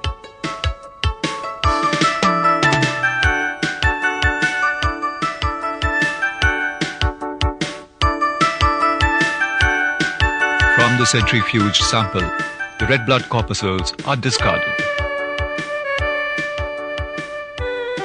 The white blood cells are then lysed with a buffer, a detergent, and an enzyme called proteinase K. This enzyme digests the proteins, freeing the DNA.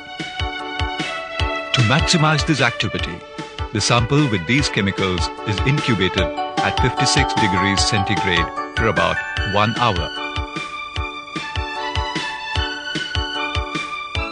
After incubation, a high concentration of sodium chloride and chloroform is added and again centrifuged. This precipitates proteins in the lower chloroform layer. The upper aqueous layer, which contains the DNA, is pipetted out.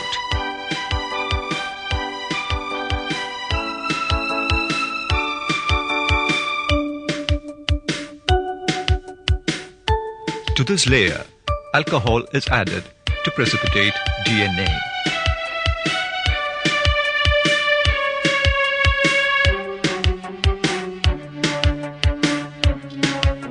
DNA now shows itself as a white filamentous clump.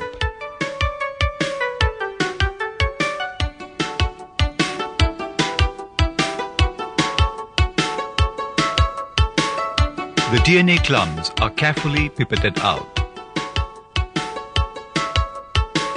These are then washed, dissolved in a buffer, and incubated overnight at 56 degrees centigrade to obtain pure DNA.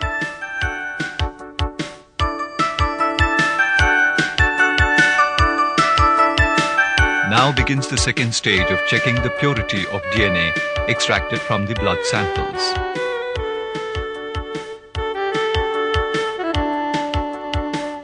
For this purpose, molecular biologists load the DNA samples in cuvettes.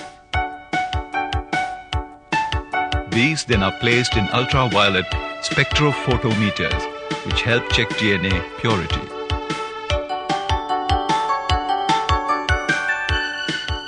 From the pure DNA so isolated, fingerprints could be obtained through either the VNTR, that is variable number tandem repeat approach, or the STR, that is short tandem repeat approach.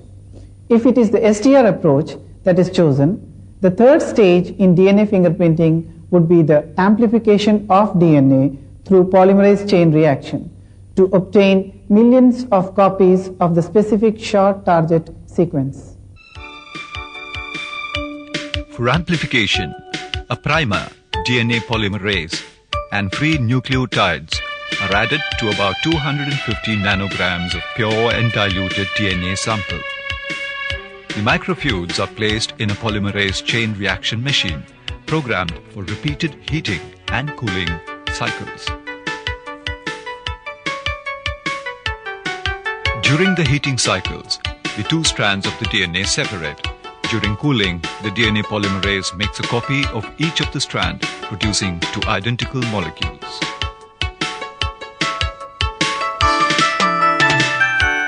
"30 such cycles produce about 30 billion copies of the target sequence.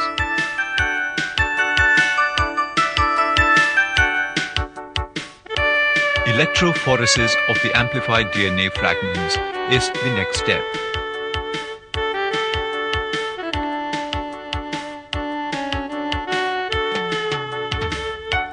Electrophoresis is a means of separating biological molecules by filtering them through a gel with the help of an electric current. The gel, a mixture of acrylamide and bisacrylamide, is poured between two glass plates. On the top end of the gel, wells are made using a comb.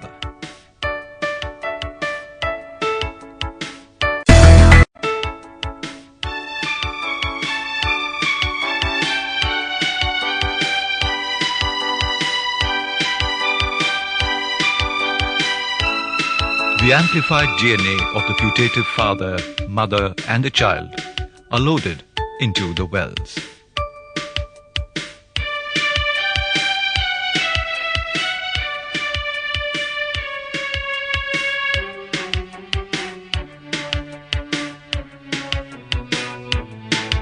When a high voltage is applied, the DNA, which is negatively charged, moves downwards through the gel, smaller fragments moving faster than the large fragments.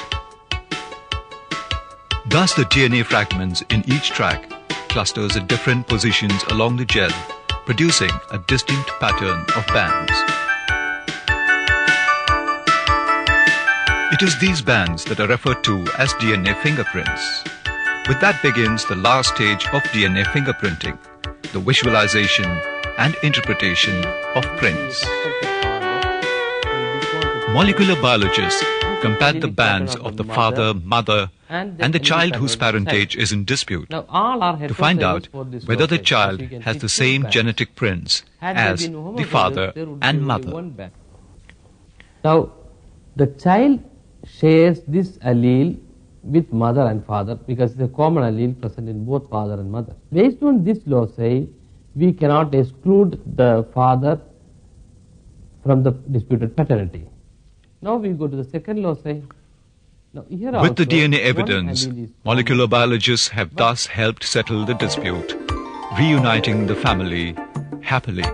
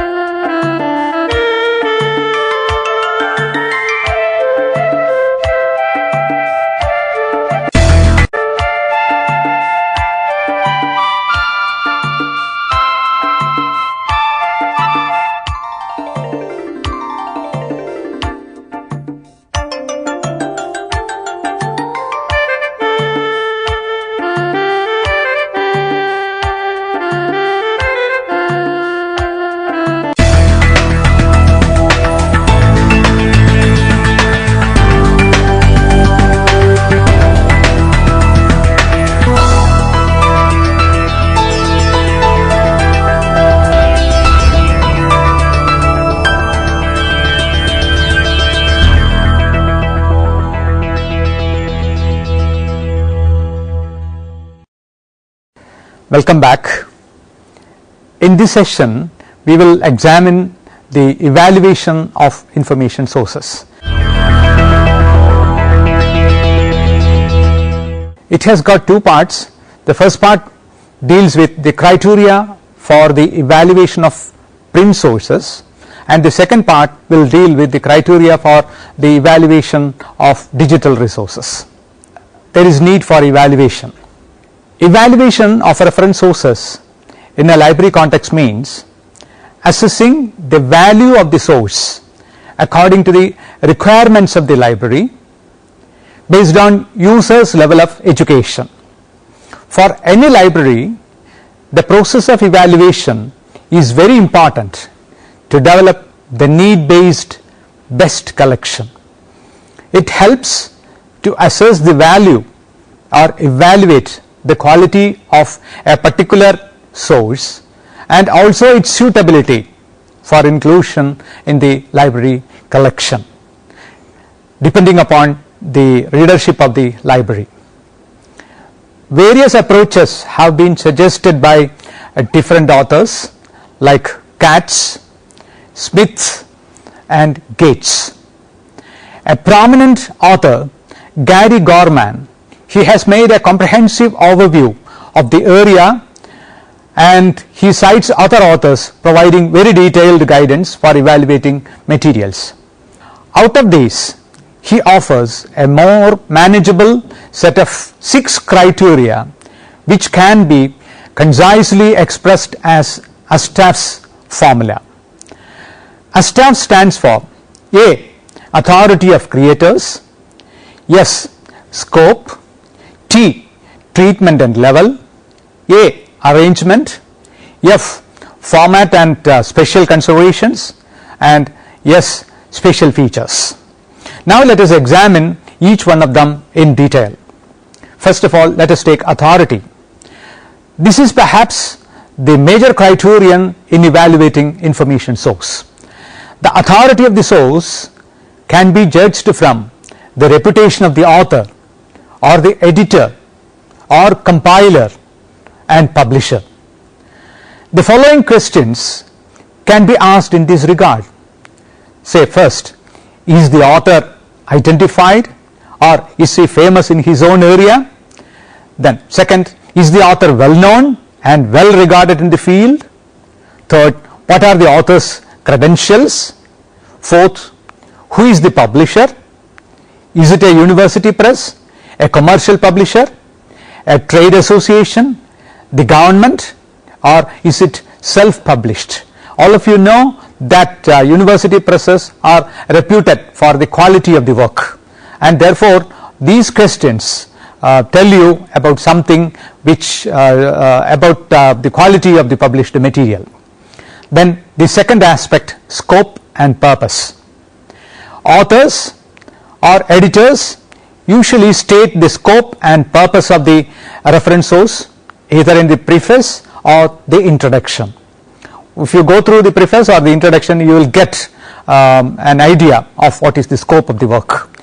From the description, The suitability of the book for the user can be easily assessed. The reference source should follow a definite plan. It should also be ensured that the plan is followed consistently, that is throughout the work. It should be complete in its coverage. There should be a balance in the selection of topics. The questions to be asked in this context are: 1. What is the purpose of the document? 2. Has this purpose been fulfilled in the work? 3. What is the coverage of the document? And 4. Is there consistency in the planning of the document? If the answers to these questions are satisfactory, then the work can be treated as an ideal work.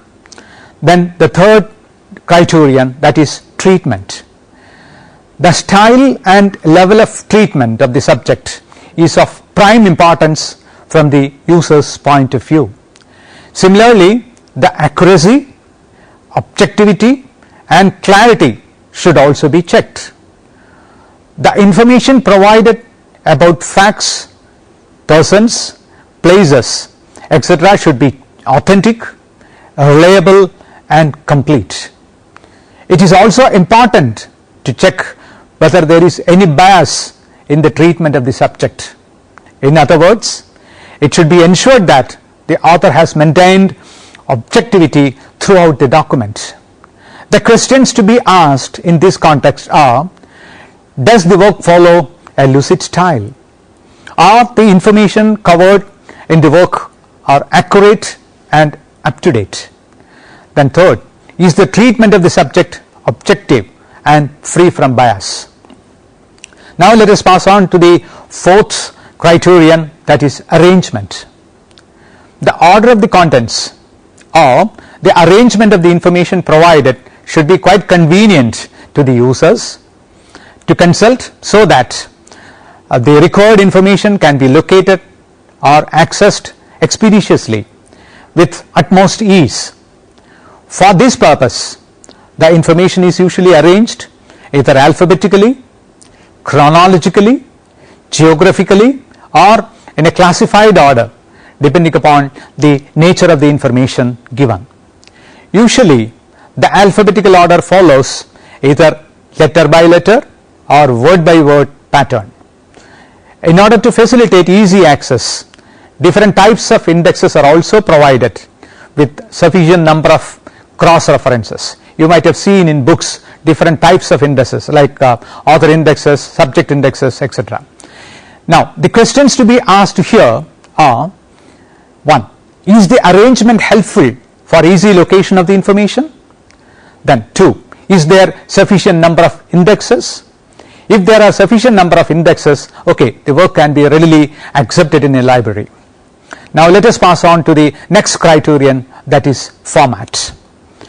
The format includes the physical features of the document like layout, quality of paper used, typography, illustrations, maps, charts and nature of binding. The layout and size of the document should be attractive and convenient to handle.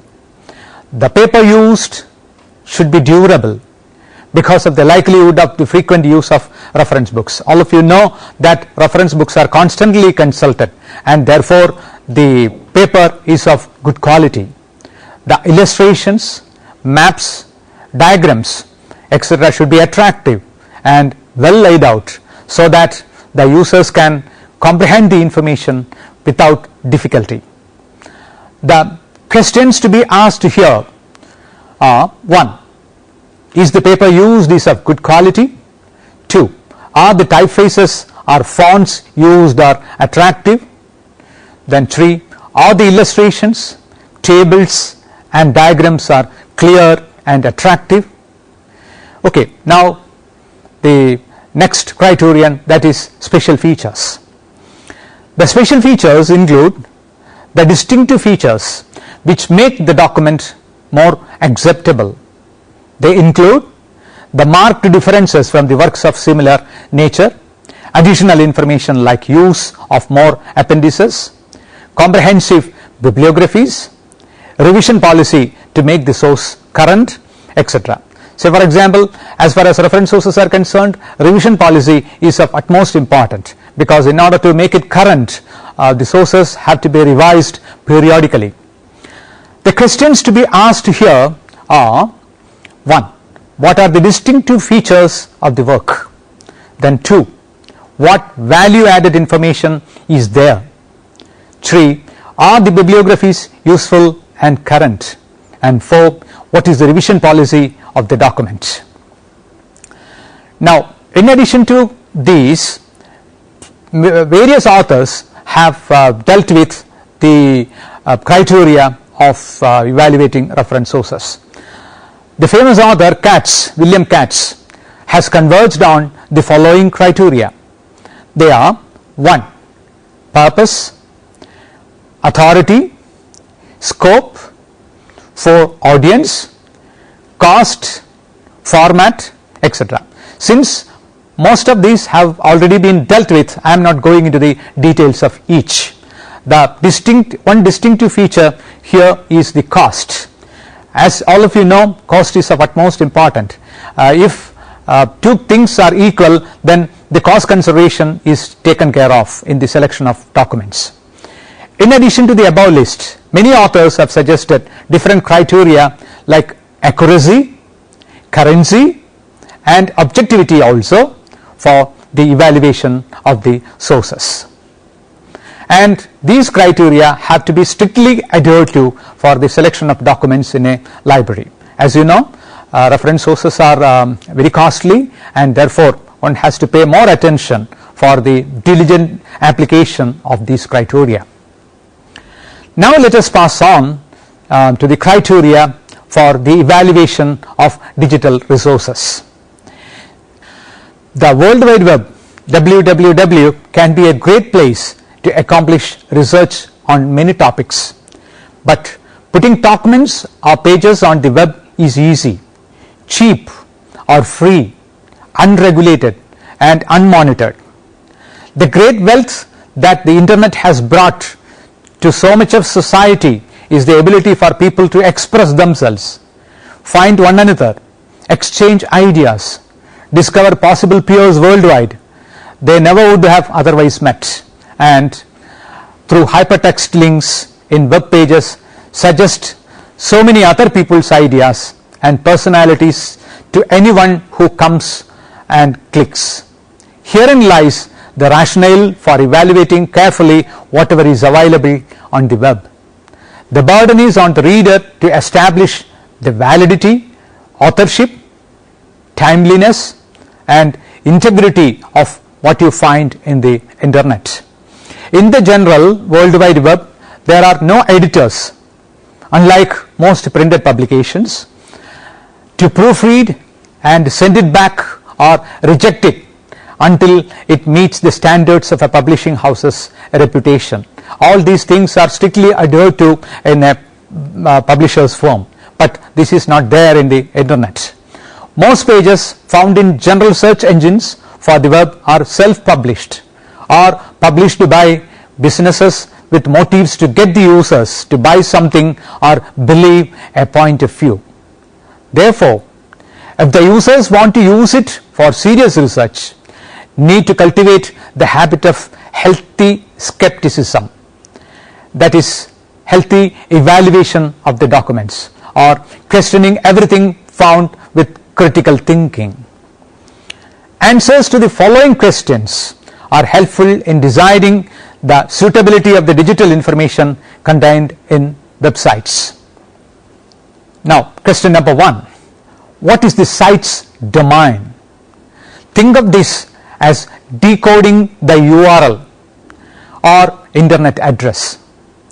The origination of the site can provide indications of the site's mission or purpose. The most common domains are .org, that is an advocacy website such as a not-for-profit organization, .com, a business or commercial site, .net, a site from a network organization or an internet service provider, .edu, a site affiliated with a higher education institution, .gov, that is a federal government site, .il US, a state government site. This may also include public schools and community colleges. Then .uk, UK stands for United Kingdom, a site originating in another country as indicated by the 2-letter code. Second question, what is the authority of the page? Look for information on the author of the site. Just like in the case of a printed book, here also you have to look for the author who has created the pages. In the internet, anyone can pose as an authority. Say the questions to be posed are, is the author's name visible? Does the author have an affiliation with an organization or institution? Does the author list his or her credentials? Are they relevant to the information presented? Is there a mailing address or telephone number included as well as email address? Then there is some reliability for that. Then is the information accurate and objective? There are no standards or controls on the accuracy of information available via the internet. The internet can be used by anyone, as I have already indicated, as a sounding board for their thoughts and opinions. Then here you have to worry about how accurate is the information presented. Are sources of factual information or statistics cited? Then if the sources are cited, you can be sure that that is reliable. Is there a bibliography included? That also points to the reliability of the information. Compare the page to related sources, electronic or print, for assistance in determining accuracy. That means that don't be carried away by the sheer fact that something is mentioned in the internet and don't misconstrue it as correct. So you have to tally it with other sources of information. Does the page exhibit a particular point of view or bias? Is the site objective? Is there a reason the site is presenting a particular point of view on a topic? That means you have to be very critical in determining whether there is subjectivity in the presentation of information. Then, does the page contain advertising? This may impact the content of the information included. Look carefully to see if there is a relationship between the advertising and the content, or whether the advertising is simply providing financial support for the page. This is very important while you are going through the internet sites. Sometimes some useful information may be there, but it will be loaded with the advertisements of the supporting firm. Then 4, is the page current? This is both an indicator of the timeliness of the information and whether or not the page is actively maintained. Is the information provided current? When was the page created? Are dates included for the last update or modifications of the page? Are the links current and functional? And then the 5th set of criteria, does the page function well? The functionality of the page is very important. The ease of use of a site and its ability to help you locate information you are looking for are examples of the site's functionality. Then the questions to be asked here are, is the site easy to navigate? Are options to return to the home page, tops of pages, etc. provided? Then is the site searchable? Does the site include a sitemap or index? Then here, in addition to this, I have examined a number of library sites, especially library sites of American universities, which provide clear-cut criteria for the evaluation of digital resources. Here you can see the evaluation checklist provided by the University of California Berkeley Library as follows. Say the questions they put forward are, what can the URL tell you? Who wrote this page? Is he or she or the authoring institution a qualified authority? Is it dated, current, and timely? Is information cited authentic?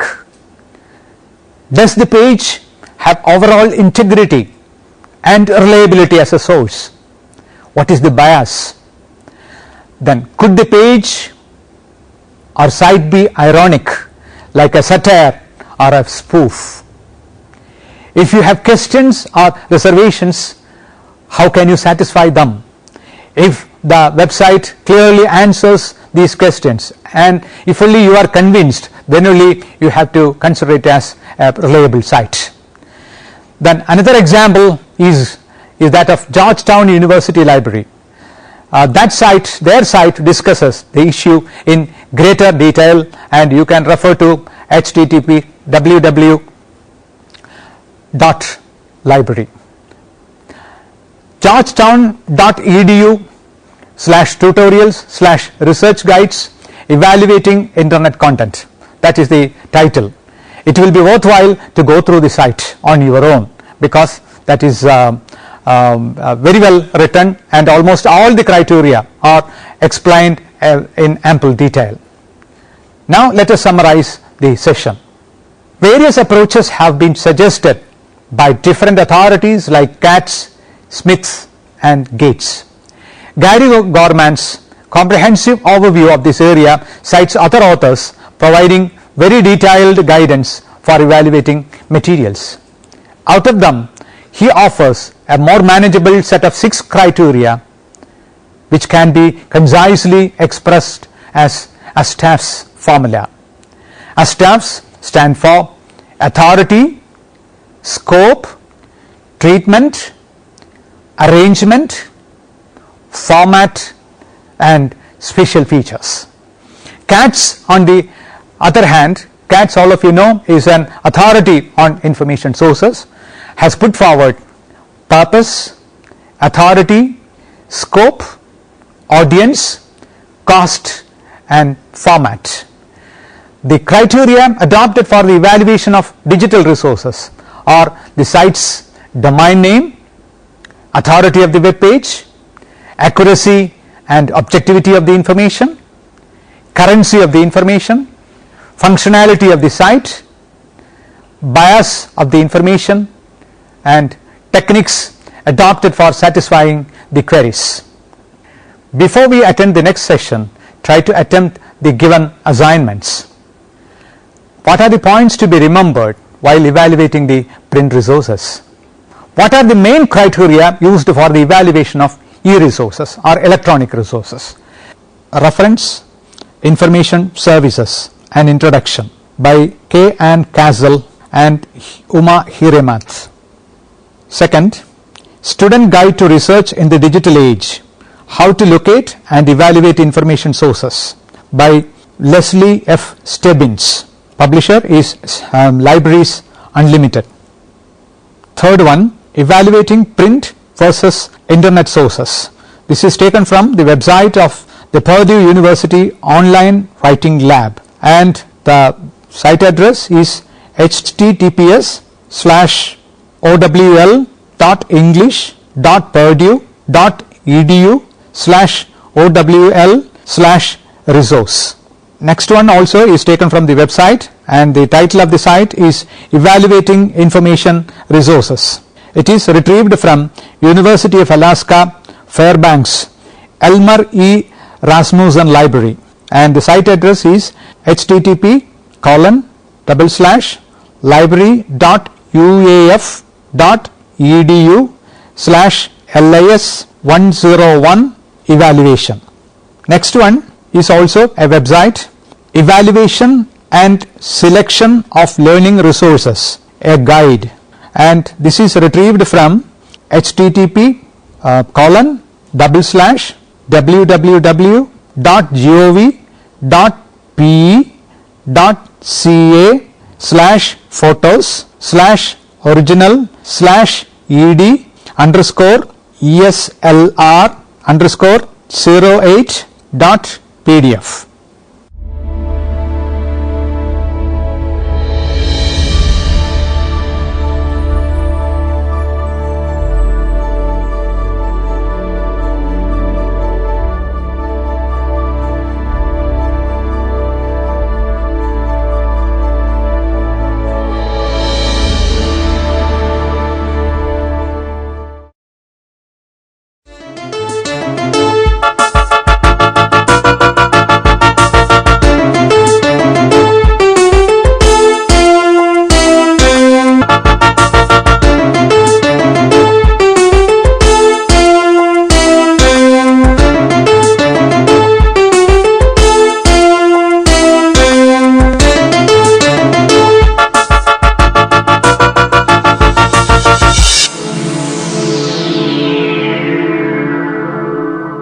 Welcome to the interface program. Today we are continuing our interview with Professor P.P. Divagaran. Another important aspect of Yuktibhasha is that unlike some other mathematical textbooks, they are trying to give the proofs of everything of a lot of statements. Now you are taking me into very controversial areas. I mean, in the sense that there were always proofs in India. You know, the best evidence for the fact that they had proofs is that if they were guessed, you would expect them to make wrong guesses. There is not a single wrong important result in Indian mathematics. From the time of the Shulba Sutra up till the time of Shankaracharya or Achyuta Pisharadi, there is not a single mathematical result of importance which is wrong. But they are not written out. The proofs are generally explained to classes. You know, it's like a musician teaching young students how to sing. He is not going to write everything in terms of notation and say, go take it home and work on it and so on and so forth. So that is one reason. The other reason is that there are several references. For example, Bhaskaracharya will say very clearly that a mathematical result stated without a upapatti, his idea of a proof, will not be taken seriously by the scholars. He says so. But something changed. The change is the most important structural aspect of the Nila School of Mathematics is things became more formal. And this connects me to the question that we came up earlier. Was there mathematics which was independent of astronomy? By the time of Madhava, astronomy is no longer the driving force of it. He uses it as an excuse because to do astronomy, you don't need pi infinitely accurately. You don't need the sine function, the exact value. You must remember the observational instruments were not there. Everything was line of sight, naked eye observations. So you cannot do much better than let's say 2 or 3 minutes or 5 minutes or 10 minutes of arc. So what will you do with to what accuracy we need the value of pi for astronomy? For 1 minute of arc you need Aryabhata did 3.1416 because that's the accuracy you need for 1 minute of arc. Okay, so getting pi to greater accuracy doesn't help with the astronomy. So it is driven. I mean, there are many other cases. For example, you talked about the rewriting of the series, a so-called accelerated series, or estimates of the corrections to be made to a series when you stop it after a certain number of terms. Those are also very, very modern, and they are not required. And Madhava also had given some error approximations for. No, Madhava is that chapter on errors and their estimations are truly modern. It's an it's very rich in many ways compared to what happened earlier. So given all these things, we should accept that mathematics was being done for the delight it gave, in Brahmagupta's words. You know, Brahmagupta already said that why am I posing these problems? Because their solution gives us delight, sukha. So he says that. So I think these people, so many other results which have no application in astronomy. Most of these people are pure mathematicians rather than. I think Madhava and Yashdeva definitely were.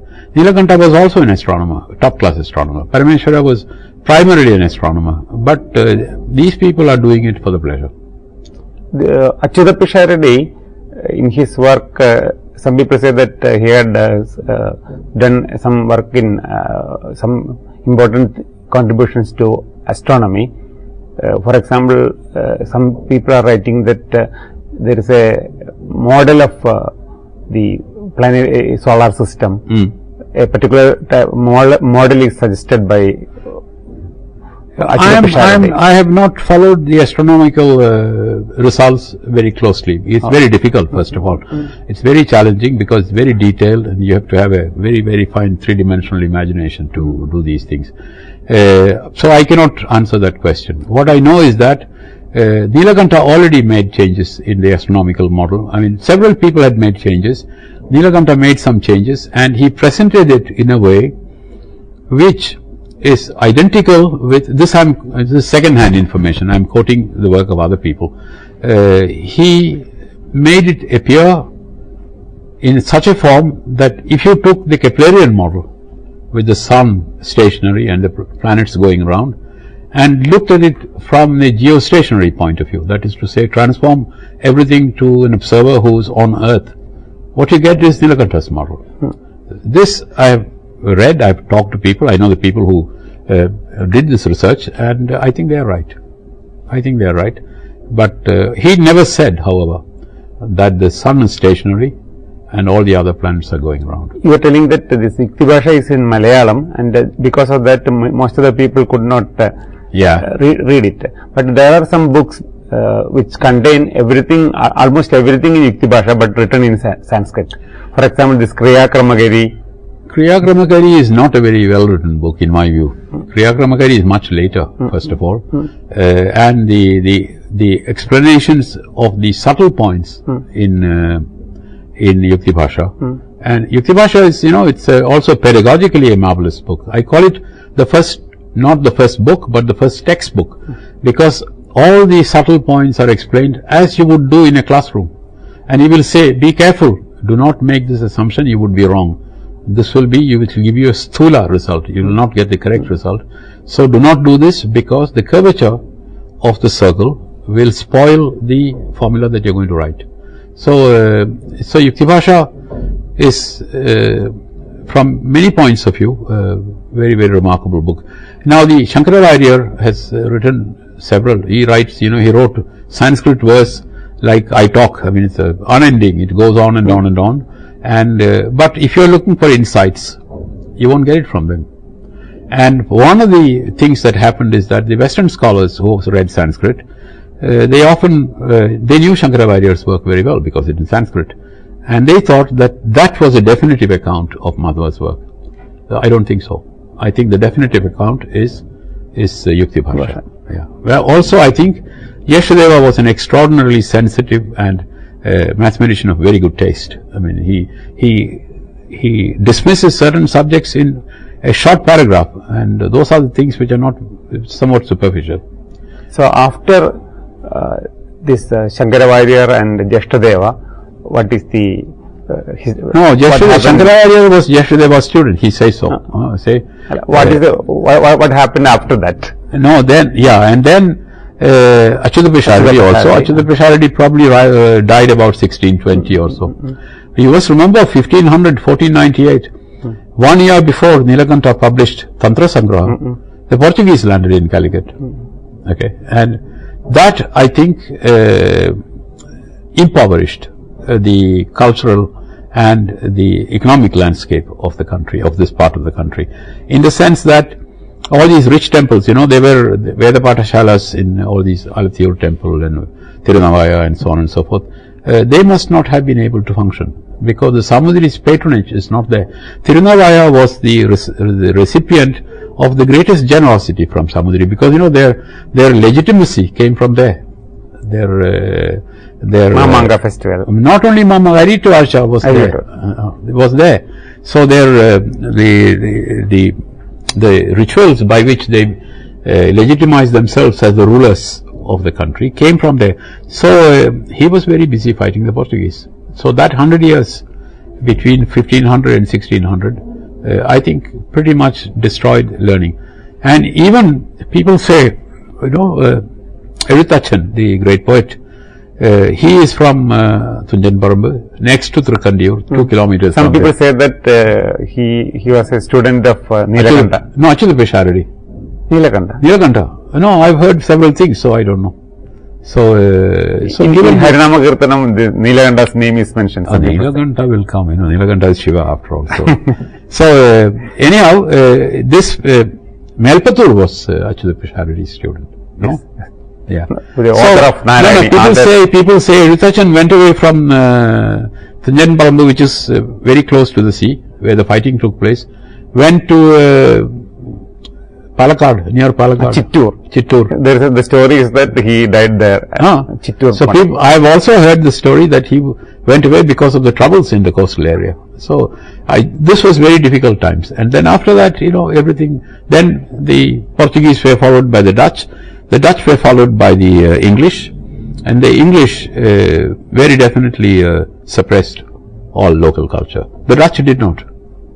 So, in evaluating the contribution of the Kerala school, to sum up, what can you say? The major contribution of the Kerala School of Mathematics? For me, it is, there are, concretely speaking, it is the invention of calculus. But more generally, more structurally speaking, it is a view of mathematics which is very much more modern than was the case earlier, even compared to Aryabhatta, even compared to Brahmagupta, because many things came into the Indian mathematics for the first time. There was the notion of a function, there was the abstraction involved in thinking of numbers. For the first time after the decimal numbers were invented in India maybe about 200 or 300 years before the Rig Veda was written, because the Rig Veda is full of it. That the structure of almost quasi-piano axioms in Jashdeva. So there was a very modernistic spirit, and my view is that, and also a definition and the operations that you can do on polynomials, very abstractly described. So my view is that this was an awakening time, that is to say, everything was seen in completely general abstract terms. That was the endeavor. But everything came to an end. That's it. Unfortunately. Unfortunately. You are telling about the idea of proof in Yuktibhasha. Yeah. Will you elaborate that point? Because there is some confusion regarding what is this how rigorous the proof is. Yeah. So see, the question of rigor is very much a question of what we accept as logically acceptable, logically self-evident. For example, Euclid, who is the grandfather of all proof methods, I mean, the model for everybody who wants to give a proof, he had a certain set of postulates and certain what he called common notions, which are rules of logic, not rules of mathematics, then definitions of mathematical objects and their properties, and then draw conclusions using the rules of the common notions. This is very Aristotelian in the sense that, so if you look at a proof of Euclid, for example, if you look at the proof of what is called Pythagoras theorem in the West, and what in India has always been called. Incidentally, it is also proved in Yuktibhasha, Pythagoras theorem. Several proofs. There are two proofs in Yuktibhasha. There are several proofs by Nilakantha. It was proved from at least from 800 BC till about 1600 AD. So those proofs are very visual. If you look at the proofs, the way the diagrams are drawn, it's just a matter of pushing it here and pushing it here and so on and so forth. You can make them Euclidean in the sense that you can start with a set of axioms for triangles and right triangles, and then actually set down the rules of reasoning which you follow, and then from that you can actually prove in the Euclidean way. But Euclid's own proof, if you remember your school days, you will see that it is completely unnatural in the sense that it is a prop for a line of logical argumentation. So for Euclid, geometry is the perfect illustration of Aristotelian methods of reasoning. Here, the mathematics, not only the geometry, but also other aspects of mathematics, they were never thought of as part of the logical systems that the Indian logicians were concerned with. You know, it goes back to at least the time of the Upanishads and carried on till 12th century AD. All the six schools and the Buddhists with their own peculiar logic and so on. All of that happened. The mathematicians must have been aware of what was happening. But if you read the mathematics, you will find no trace of any such thing. Unless again you read it very carefully. Suddenly you will find some amazingly interesting sentences, like Yuktibhasha will say, so the way to go from a number to a higher number is to multiply it by 10. Multiply it again by 10. So he said, thus, endowed with multiplication and the positional difference that you have when you write numbers down, there is no end to the names of numbers. Therefore, we cannot know all the numbers. So we cannot know the numbers because they cannot be given names. This is a very strong philosophical position. It's not even linguistic, it's a very philosophical. It's a very, it is the position taken by somebody like Bhartrhari in the maybe the 6th century. So there is this philosophical difference. So Indian proofs are not to be compared with Euclidean proofs. Indian proofs must be understood on their own terms. And Nilakantha says that the initial input is always our sensory perception. I will not use Sanskrit names because I don't know the subject well enough. So you subject it to analysis by the power of your mind, and then you present it to your peers, and then it's a very oversimplified summary of what he says. He says very many beautiful things, and then you teach it to young people, discuss it with them, and then we will know that it is probably true. Now, if you say in the European context that a proof is a matter of consensus, as Nilakantha says, they will not accept it, because that is not the case in the Western philosophy. So what is a proof? So having said, Nilakantha in 3 books, Jyotirmimamsa and Siddhanta Darpana, that was written early, and then he supplied a Vyakhya to it. Then Aryabhatiya Bhashya. These 3 wise books, I call them the wise books, they are full of illustrations of this. I mean, for example, his commentary on Aryabhata, he illustrates his position regarding proofs by actually working out the proofs.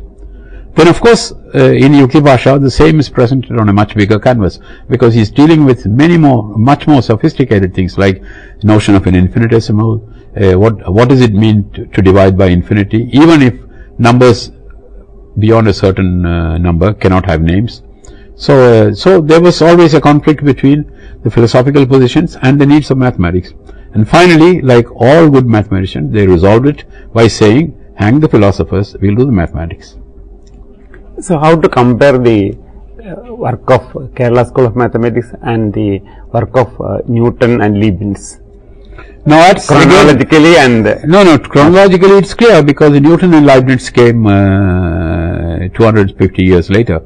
But conceptually, first difference is that Newton particularly, I mean, if you look at Newton's unpublished, at that time unpublished, collected papers which have been published over the, I think, 1960s, 70s, in a large number of volumes, there is no end to the number of examples. He said, any curve, he will say that what I am going to say now is true for any curve, mechanical or geometrical. Mechanical curves are curves which are drawn with the help of certain instruments, but they are generally smooth curves. Geometrical are curves which, circles, ellipses, conic sections, and so on and so forth. So he will say that from the beginning, or any function whatsoever. What he means by a function is generally polynomials and rational functions, plus square roots of such functions. That he does deal with. He says so. So, whereas here, nobody ever talked about very general functions. Yes. They only said, we have this problem, we have a problem, we want to know what is the sign of an angle when the angle is given arbitrarily. And I'll tell you how to do it. So every time, for example, the fundamental theorem of calculus, the so-called fundamental theorem of calculus, does not make an appearance in the Indian calculus. On the other hand, the handling of the infinitesimal limit is very much more assured, very much sounder, because what they do is, you take a geometrical quantity, the length of a curve, for example, divided by a number n, make sure n is very large, so you can assume that each segment is very small, work with it, ignore effects of curvature at that scale, then let n go to infinity.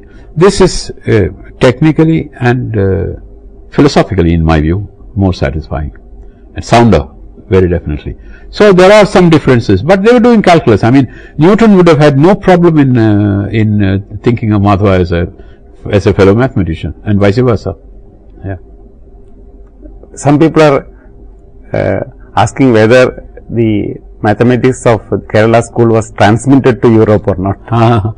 Yeah, this, generally there are many positions. There are people who actually believe, who actually have written fairly extensively, that all the great discoveries of mathematics are made only once, and then after that it is passed on by communication, by transmission. Far from the truth. That, in my view, it is far from the truth, in the sense that we know what we learn as Pythagoras' theorem was discovered in some form or the other, not always in the same form, in Babylonia, 1800 BC, then in India, Baudhayana 1000 BC. Baudhayana Shilpa Sutra, 1000 BC. China. Then China, we don't know when exactly, because there are only references to earlier work, and there is no general statement. As far I know very little about Chinese mathematics, but I haven't seen one.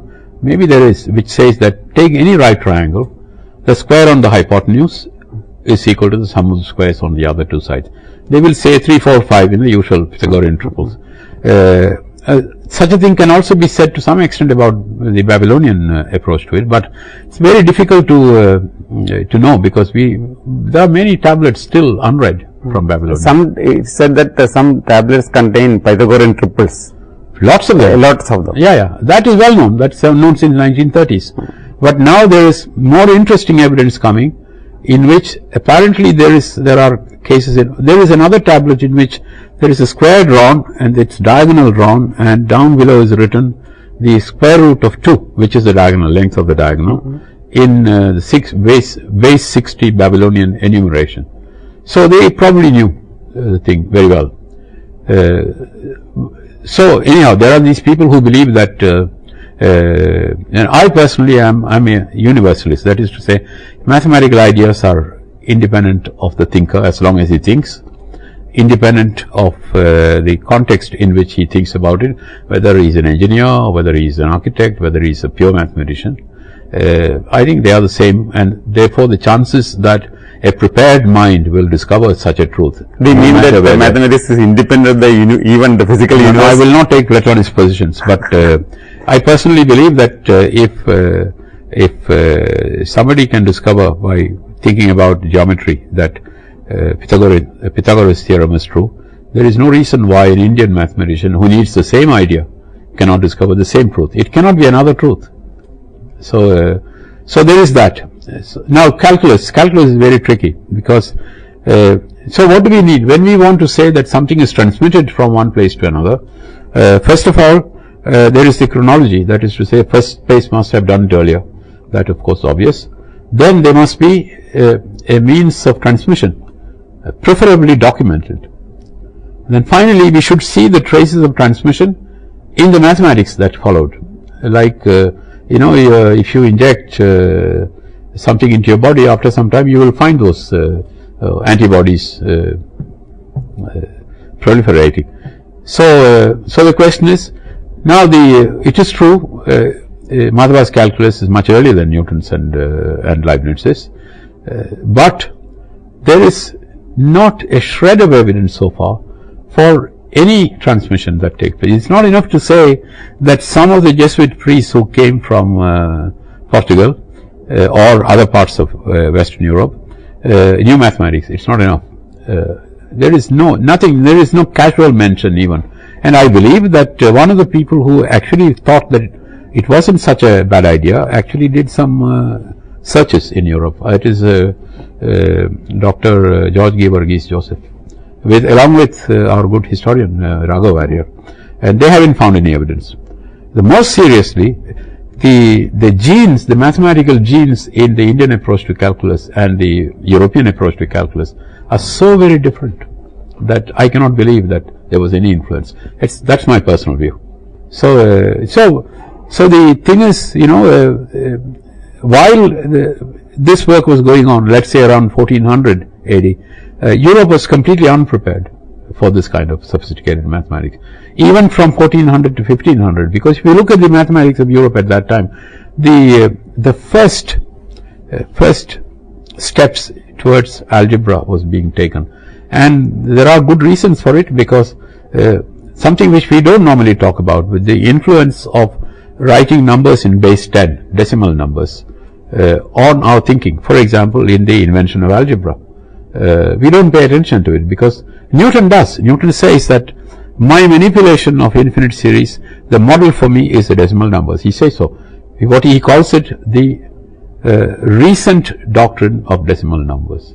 That means it reached Europe maybe 100 years before Newton. Now we know when it reached there. It reached there in the beginning of the 13th century or 14th century, I've forgotten. But it was not widespread. The knowledge was not widespread. So all these Kerala mathematicians are considering Aryabhata as their Paramacharya, and most of the people are continuing the work of work the Aryabhata started. Yeah. But there is a feeling that in other parts of India, this Aryabhata tradition is not that not followed that strongly. Yeah, I am not. There are some people who objected to the ideas of. I think one should make a distinction. I think the distinction is that people who objected to Aryabhata did not object to his mathematics. They objected to particularly to some ideas he had of astrophysics, we may say, that the earth spins, okay, and they went to the extent of removing one verse. Brahmagupta attacked him on many fronts. I think Brahmagupta was a very orthodox person. He was upset because Aryabhata brought all these newfangled ideas about how to measure time, what the yuga is, and all kinds of things. It is unfortunate that after some time, this the work of the school gradually faded away. And you mentioned that the advent of Portuguese and other foreigners is one factor behind that. Yeah. Could you suggest some other factors? I think it is best to think of the Portuguese impact on the life of the mind in Kerala in terms of a trigger. It caused certain things to disappear. For example, the art forms flourished, continued to flourish. Kathakali, for example, came after the Portuguese invasion, and many other Kudiyatam, they all flourished. Ayurveda did not suffer. Why we need a book in Malayalam at that time, and most of them knew Sanskrit very well. Yeah. Then all of them knew Sanskrit very well. Then what is the relevance of a Malayalam book like Yukti Bhasha? In any case, before they started on a Shastra, they would have done Sanskrit, Vyakarana in great detail. So, for me, that's the greatest mystery about Yukti Bhasha. Why was it written, and why was it written in Malayalam? There was a time when I thought that it is because the Portuguese, many Portuguese priests knew Malayalam. So now that was the time when I was reading about this transmission theories and so on and so forth. I said perhaps he was actually teaching a bunch of people, including many who did not know Sanskrit. But that cannot be right, because first of all the technical terms are Sanskrit. Only the common speech language is what I call Bazar Malayalam. It is actually not even literary Malayalam. It's if you look at Yukti Bhasha, you're surprised at the crudity of the language very often. And so it's not refined at all. So I think it's a great mystery. I don't know. Adhyatma Ramayana by Tunjati was also written around the same time and around the same places. Around the same time? I thought it was later, no? Later, late 16th century, maybe. This is 1520. According to me, Yukti Bhasha is to be dated between 1520 and 1525. That is there a need for to learn mathematics and Puranas and Shastra, etc.? We just agreed that what Yukti Bhasha represents is the idea that mathematics is not is driven by astronomy. It is being done for its own sake. So there is no question of need. If there are enough people interested in mathematics, they will learn mathematics. But Yukti Bhasha is also a two-part treatise. The second part is complete astronomy, and the first part can be considered as preliminary work for the astronomy. That's what he says. But in fact, none of the mathematics in the part 1 is used in part 2. Part 2 is used the standard trigonometric formulae. The series are not used, the volume of the sphere is not used, and so on and so forth. It's not there. So, the other thing is, what is remarkable is that after Yukti Bhasha, 30 years later, roughly speaking, Shankaracharya wrote 3 pieces, all in Sanskrit verse. Achyuta wrote several works, all in Sanskrit, at least his astronomy mathematics works. So why in the middle of a tradition of Sanskrit is this singular Malayalam prose text? I don't know the answer. That's a very interesting question. Yeah, I don't know the answer. I think one day maybe we'll know, but we don't know it. And I think this is a good place to conclude our interesting discussion. Yes, thanks very much. It has been very, very, very enjoyable. I am also to thank you for this.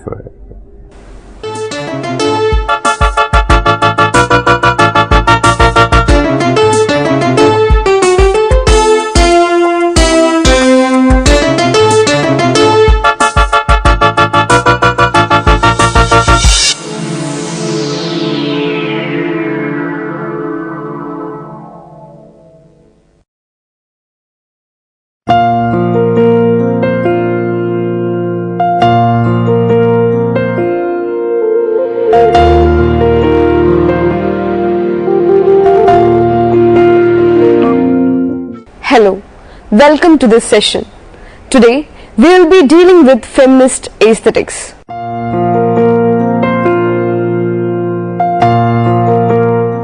Aesthetics occupies a very central position in the Western philosophy that is consistent with its fundamental logic, metaphysics, and epistemology, and with its value commitments.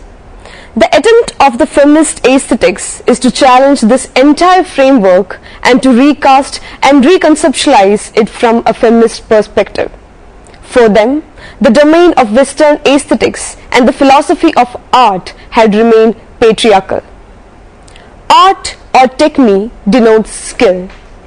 It meant any human endeavor which was distinct from the objects of nature.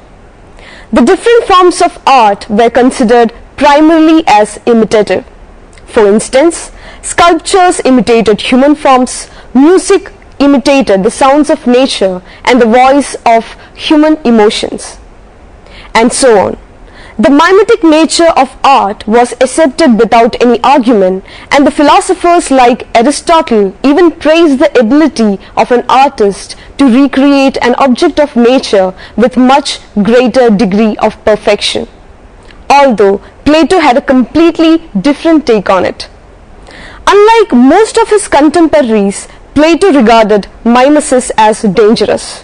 For him, imitation takes man away from reality. Mimesis substitutes illusion for truth, and it does so in seductively pleasurable ways. As art appeals to one's emotion over one's rational mind, it should be curbed in a systematic society. Plato's denigration of mimesis does not seem immediately to have anything to do with gender, although his influential system has important indirect implications that are rife with gendered significance. While placing the eternal, abstract, intellectual world of ideal forms over the transient, particular, sensual world of physical objects, Plato, consciously or unconsciously, had indulged in the creation of certain essentialistic binaries which are deeply correlated with gender asymmetry. There has been difference in opinion regarding the rise of special category of arts designated as fine arts. Some claim that the concept begins to emerge in the Renaissance, while others argue that it is not until the 18th century that fine arts really firms up as a distinct classification. The emergence of fine arts as a distinct class had altogether diminished the mimetic nature of art, favoring the romantic concept of art as a means of self-expression. The focus on fine arts singles out the purely aesthetic values of works of art and positions them so centrally that the very concept of art is narrowed. The art that was appreciated for its beauty was sharply distinguished from other skills that resulted in the production of objects of practical use such as utensils, furniture, etc. The latter came to be termed as craft. Artistic creativity increasingly came to be regarded as a kind of personal expression that externalizes the vision of the individual artist in a work of autonomous value. Craft, by contrast, aims at some practical use. For feminists, the creation of fine art, craft, distinction or binary had indeed played a crucial role in repressing the feminist aesthetics. While there are many objects that are excluded from the category of fine art whose makers are male, those objects of domestic use whose creation are predominantly the occupation of women were all marginalized by this category. This might be the reason that we have very few women artists in painting, music and sculpture. The feminist art had always focused on the depiction of female oppression, female body and sexuality, breaking all the conventional frames of art. For them, their art exhibits aesthetics of experience. Feministic aesthetics is not about a particular style or aesthetics, but is the very act of scrutinizing the gendered nature of dominant art discourse which appeared to be neutral. The French feminists have even challenged the mainstream linguistic discourse introducing the notion of écriture féminine. They asserted the need to formulate a language that could articulate the lived experience of women. Hélène Sexu. Sexus is an Algerian or French feminist writer who is best known for her work The Laugh of Medusa. In the text, she appeals to women to use her body as a source of power and inspiration. The conventional art is vested on the interest of mainstream society, protecting their morality and interest. It was a crime for women to discuss about their body and sexuality. Here, Sexu is overtly challenging all those patriarchal structures by breaking the very language on which this whole system survives. Lucy Irigaray. Irigaray is a Belgian-born French feminist. Her works like Speculum of the Other Woman, published in 1974, and This Sex Which Is Not One, published in 1977, gained her international recognition. Her notion of writing the body is founded upon Sexu's idea of écriture féminine. Julia Kristeva. Kristeva is a Bulgarian French feminist, critic, philosopher and psychoanalyst. Her idea of semiotic as opposed to the notion of symbolic, which was formulated by Lacan, stressed on the presence of a female language in the pre-Oedipal stage. Her works include Powers of Horror, Revolution in Poetic Language, Desire in Language, etc. Feminist art. In spite of the sweeping changes that were brought about by the feminists in the 1970s, there remain meager number of female practitioners in the field of painting, music and sculptures. It was felt that the craft fine art division was not the exclusive reason for the exclusion of women from the artistic discourse. The very anti-art and avant-garde movements addressed by contemporary philosophers were just male-dominated. This resulted in the transformation of feminist art practices as activist movements. This provided more visibility to female artists. The feminist art has questioned the aesthetic value attached with art. The visibility of female body as mere objects for artistic representation was replaced by the visibility of women as potential artists. In brief, feminist artists share a political sense of the historic social subordination of women and an awareness of how art practices have enabled that subordination, which is why the history of aesthetic illuminates their work.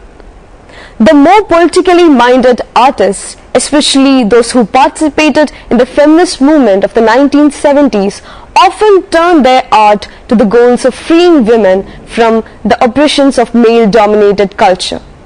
They have openly embraced the need to represent certain tabooed subjects such as menstruation and childbirth, and have also artistically represented the female body from a female perspective. The post-feminist artists have explored the body, gender and the sexual identity of female in their works. The artists of this period were considered as more political than their predecessors. The very idea that sex, gender and sexuality were the mere creations of culture provided more possibilities for these artists. Linda Nochlin. She is a prominent feminist art historian. Her critical attention has been chiefly directed in investigating the role of gender in the creation and apprehension of art. Her 1971 essay, Why Have There Been No Great Women Artists?, presented a gender-based perspective to art and also considered the outsider's position of women as a privilege. According to Nochlin, such a position will allow the women to provide a true critique and will also enable her to analyze the politics of gender operating within the domain of art. Audre Lorde. Lorde brought about a new insight into the very feministic philosophy by raising the issue of race. In 1984 came out an essay entitled The Master's Tool Will Never Dismantle the Master's House. which stressed on how women of color are overlooked in visual arts. She urged on the importance of considering intersectionality within feminist art discourses. Bell Hooks. Bell Hooks, in her work Art is My Mind, discusses the need to maintain intersectionality.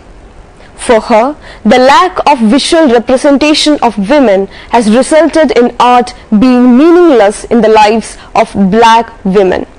She considers visual arts as a powerful medium for asserting one's identity and self. Aesthetics of everyday life. Moving away from aesthetic world of art dominated by men, feminist aesthetics inquires into the presence of aesthetics in the lived experience of women. Here, the attention has been directed to the personal sphere of women, that is, the everyday life of women and her private body. Scholarship on everyday aesthetic includes examination of craft practices which are often pursued in the home where many women continue to work, and to artistic traditions that do not feature a distinction between fine art and craft. For feminists, cooking, cleaning, arranging furniture and other items have its own aesthetic value which is often sidelined. There is a growing body of philosophy that explores issues about food and eating, which are topics that were hitherto neglected. The absence of certain topics such as pregnancy and motherhood has been explored by the feminist and post-feminist artists. The aesthetics of the body includes the maternal body, the changes that the female bodies undergo during pregnancy, parenthood, birth and nursing. The area of inquiry here is not the depiction of these subjects in art or literature or their dramatization in theatre or film, but the aesthetics of the lived experience itself. Recently, social networking sites were witness to a series of photographs representing pregnancy and motherhood. Though the attempt was severely criticized by the society, one can find an attempt on the part of the feminists to make the society aware about their presence. Now, let's summarize this session. Literature and artistic movements often sprout as an offshoot of a political movement. Started as a movement to attain suffrage for women, feminism has evolved as a social, political and artistic movement gaining visibility for women. Feminist aesthetics have challenged the age-old values associated with Western philosophy of art, which were primarily male-centered. The very distinction between the aesthetics and the practical use of art has rendered an inferior position to women. The attempt of both feminist and post-feminist artists have been to recreate and reconceptualize an aesthetics which would address female experience. Now, I would like to suggest you some assignments based on this topic. How feminism has tried to subvert the age-old binaries pertaining to art and culture. Compare feminist aesthetics and Marxist aesthetics. How feminists have used body as a discourse to define their own sensibilities and philosophy. Post-feminism can be seen as an extension of feminism. State your ideas. Do you agree to the idea that feminism was highly influenced by psychoanalysis? If yes, elaborate. Now here are some references. Blackwell Guide to Feminist Philosophy, edited by Linda Martin Alcoff and Eva Feder-Kete, Blackwell Publishers, published in 2007. Feminist Aesthetics and the Politics of Modernism, written by Eva Plonovka-Syrek, Columbia Publishers, published in 2012. The Master's Tools Will Never Dismantle the Master's House. It's an essay which is compiled in Sister Outsider, Essays and Speeches, edited by Audre Lorde, published in 1984. The Role of Feminist Aesthetics in Feminist Theory. It is published in a journal, the Journal of Aesthetics and Art Criticism by Hilde Heine, published in 1990. Thank you for listening to this session. Hope it was useful.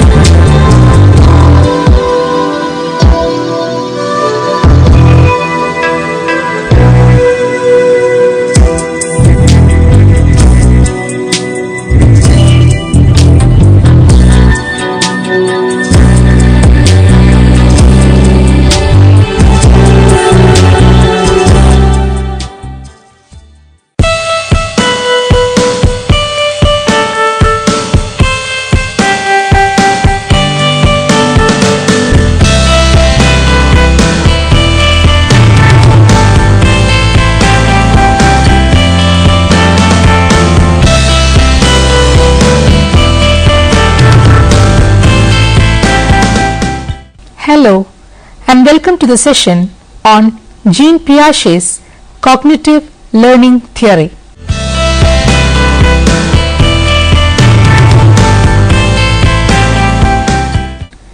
Jean Piaget, a Swiss biologist, had profound interest in epistemology, a branch of philosophy concerned with nature of knowledge. But afterwards, he developed a keen interest in child and cognitive psychology. Piaget proves a larger context in which he views the acquisition of knowledge and competence as consequence of growth and interaction with the physical and social environment. Piaget had a background in biology. He called his theoretical framework as genetic epistemology because he was primarily interested in how knowledge developed in human organisms. Piaget too was an ardent spokesman of cognitive development approach to learning. He explained how out of the natural tendency to develop intellectually or cognitive, human organisms interact with the environmental stimuli, process the various items of information that draw their attention, internalize these, integrate the related ones, and thus build up a cognitive structure. By cognitive structure, he meant a totality of integrated whole containing all items of knowledge internalized, built into a structure. The learning theory of Piaget explains how cognitive development happens in this manner. To explain this developmental process, Piaget uses a term, schema, which he considers as the basic unit with which the cognitive structure is built up. It may be conceived as a mental image of an experience that has been received by an organism. It may be as simple as a physical schema like shuttling the eyes to a complex schema like writing.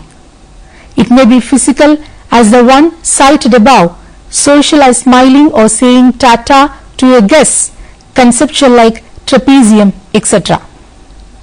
As the individual draws more and more experiences, the number and complexity of the schemas also increase. When a chain of schemas are involved in a particular task, it may be A to be a scheme. For example, setting the apparatus and conducting an experiment. The schemas or schemata and clusters of schemas resulting in schemes give shape to the cognitive structure. It is evident, therefore, that efficiency of the cognitive development of an individual is determined by the number, variety and quality of the schemas and also the way in which these are systematically form a structure. Piaget examines how this could be efficiently made possible through the process of instruction. To explain how cognitive development occurs, Piaget uses the analogy of biological adaptation. According to him, biologically every living organism would like to remain in the existing state of equilibrium without being disturbed. This is because loss of equilibrium brings out changes in the energy level, which in turn creates anxiety and threatens its safety. But at the same time, the organism cannot remain static because it has to face constantly internal and external stimuli impinging on it. The disequilibrium thus experienced is so distressing that the organism is motivated to take steps to bring back the disturbed energy level to a state of equilibrium or to equilibrate. When equilibration is made possible, the organism gets relieved because it has adapted with the situation biologically. Assimilation has been conceived by Piaget as a process by which an unfamiliar schema is made familiar by linking it with familiar schemas already existing in the cognitive structure. It is for this purpose schemas are to be shuttled forward and backward using the ability for reversibility. Once assimilation takes place, the unfamiliar schemas become ready to enter the cognitive structure. Then come the need for proper integration, registration and structuring. For this, the assimilated schemas are to be given a more suitable place in the cognitive structure so that it becomes a part of that entity. This process is known as accommodation. When the new schemas involved in the problematic situation are then assimilated and accommodated, the disequilibrium disappears and equilibrium regained. This process is equilibration. By equilibration, the individual adapts with the new problematic situation and does get developed cognitively. Stages of intellectual development. Piaget, on account of his biological background, traced the initiation of human cognitive development in terms of biologically inherited ways of interacting with the environment. He further postulated that the changes and developments in one's cognitive structure are brought about by interaction with one's physical and social environment. This task is carried out through the mechanism of equilibration, resulting in constant organization of one's cognitive structure by the interplay of accommodation and assimilation. This task of constant organization of the mental structure is an individual phenomenon. We may therefore find wide differences between children in terms of possession of cognitive abilities. However, as Piaget concluded, this organization of the mental structure in all children always takes place in a particular order involving definite stages of intellectual development.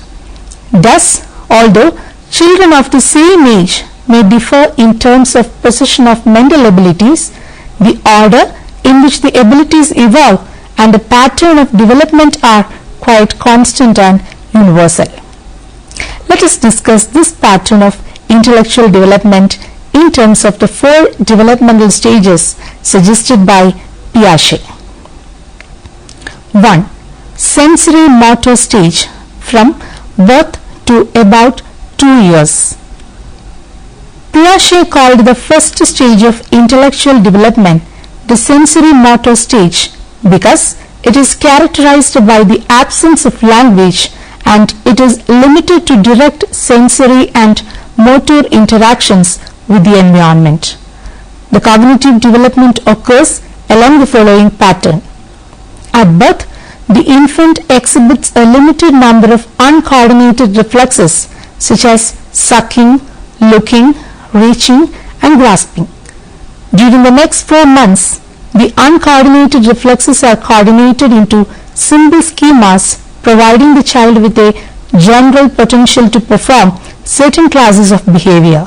For example, the infant now tries to suck anything which is put into his mouth, stares at whatever he sees, reaches for everything and grasps all that is put into his hands.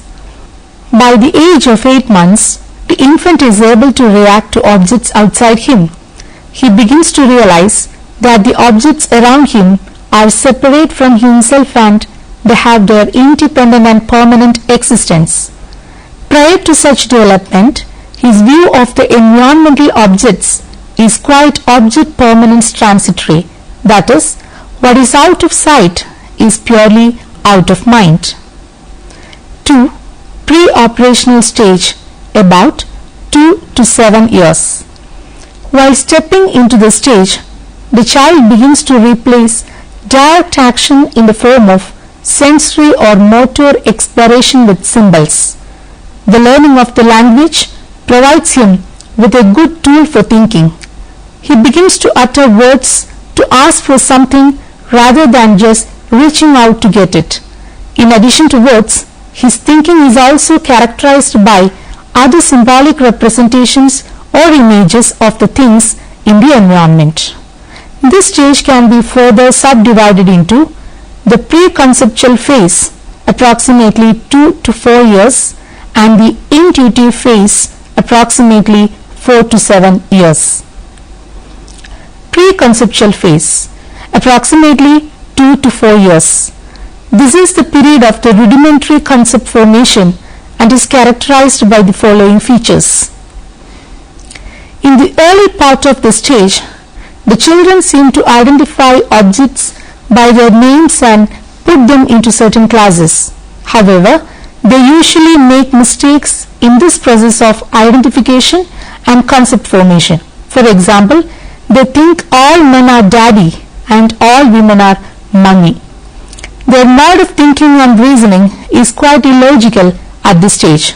It is neither inductive nor deductive, but rather transductive in nature. For example, the child at this stage would reason like this: as cows are big animals with 4 legs and a long tail, this animal is also big and has 4 legs and a long tail, therefore it is a cow. Their thinking is sometimes too imaginative and far removed from reality. It may be seen in their play activities when a block of wood is turned into a riding horse or motorcycle and a doll into a baby. Moreover, at this stage they are unable to distinguish between living and non-living objects. For them, the doll in their hands is a live baby who can cry, smile and sleep. The other major characteristic of the intellectual structure of the child at this stage is concerned with his egocentric nature. By egocentrism, Piaget means that the child can see the world only from his own standpoint. He cannot think that people may have different opinions and differ in their modes of thinking and conclusions. Intuitive phase, approximately 4 to 7 years. At this stage, the child progresses towards the formation of various concepts at a more advanced level. For example, now he will agree that apples, oranges and bananas are all fruits despite the differences in their shape, color or taste. But what he thinks or solves at this stage is carried out intuitively rather than in accordance with any logical rule. It is clearly reflected in the absence in him of the 2 main cognitive characteristics, namely reversibility, that is the ability to reverse, and conservation, that is the ability to see an object as permanent even though its length, width or shape changes. Concrete operational stage, about 7 to 11 years. This stage shows marked developments in the cognitive functioning of the child. The child now learns to deal with concepts and ideas not exist only in mental terms. He begins to think in terms of a set of interrelated principles than single bits of knowledge. His thinking becomes more logical and systematic. He can now make use of inductive and deductive approaches in terms of reasoning and arriving at conclusion. The child now develops the ability to conserve both in terms of quantity and number of objects. The thinking of the child is no longer rigid and irreversible. A female child who has a sister now clearly realizes that her sister also has a sister. The child now is no longer egocentric in his thinking.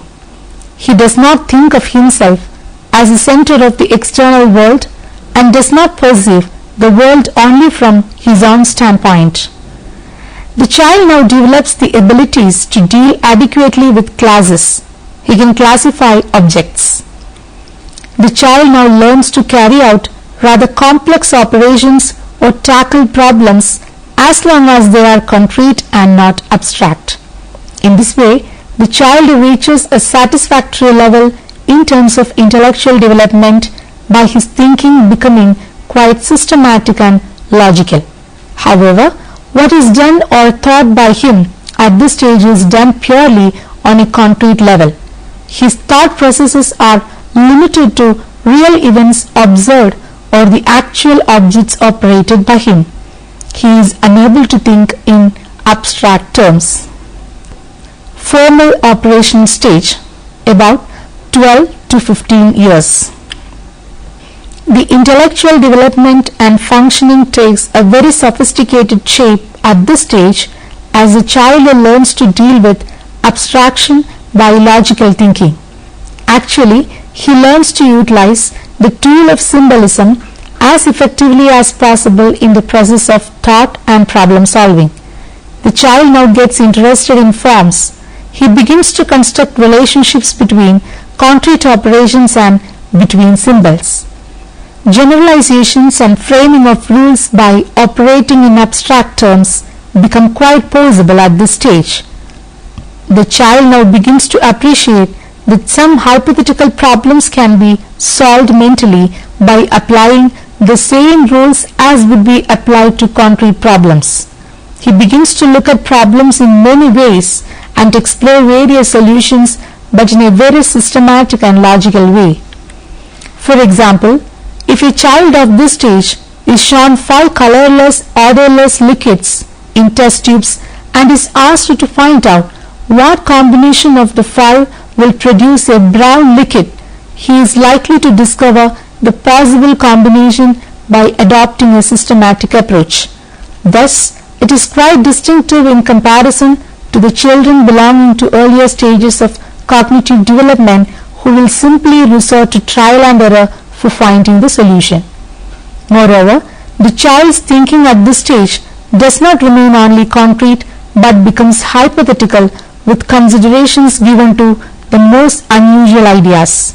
Hence, the creative aspects in the child are very much visible during this age, not only in terms of concrete operations but also in terms of abstraction and pure imagination. The other noticeable characteristic of this stage, as Piaget found, was a child's interest in dealing with things that do not exist in reality instead of the things concerning the present which are actually perceived by him. In fact, Piaget was of the opinion that the thought process and the intellectual functioning of a child at the formal operational period reflect the beginning of the most advanced stage in the functioning of his cognitive system. It provides a ladder to reach the limits of a person's intellectual development and actualize his potentiality to the maximum in the available circumstances. The high order of intellectual functioning developed through this stage, according to Piaget, is usually characterized by the presence of the most sophisticated cognitive abilities, like the ability to build up multiple hypotheses and a number of alternate solutions, verify all possible solutions in a systematic and logical way, and generalize and arrive at abstract rules that cover many specific situations. In this way, according to Piaget, after the expiry of the formal operation stage, the child may reach full intellectual potential.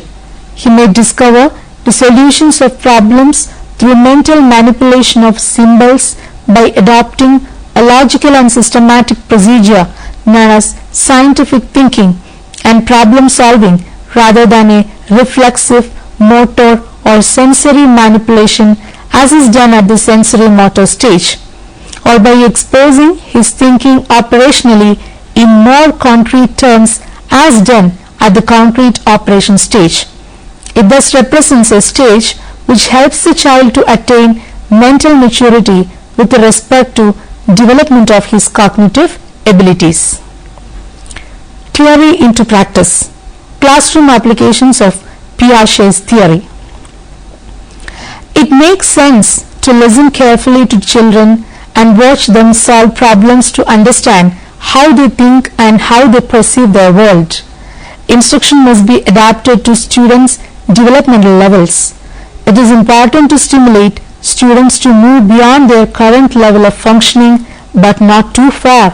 For example, it is probably pointless to teach first graders the word geography because they have no conception of what a country, state or even city is. It would make more sense to teach them local geography, their neighborhood, school, classroom and so on. Teaching algebra to fourth graders is also probably a waste of time because the subject requires more ability to deal with abstractions than students at the concrete operational stage are likely to have. A Another implication is that children in preschool and elementary school need to see examples of concepts. With young children, you do not say, "Imagine that I had a pie with 6 slices and I took out 2 of the slices."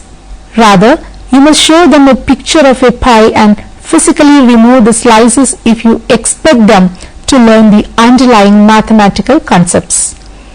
Applying Piaget's insights to instruction means constant use of demonstrations and physical representations of ideas.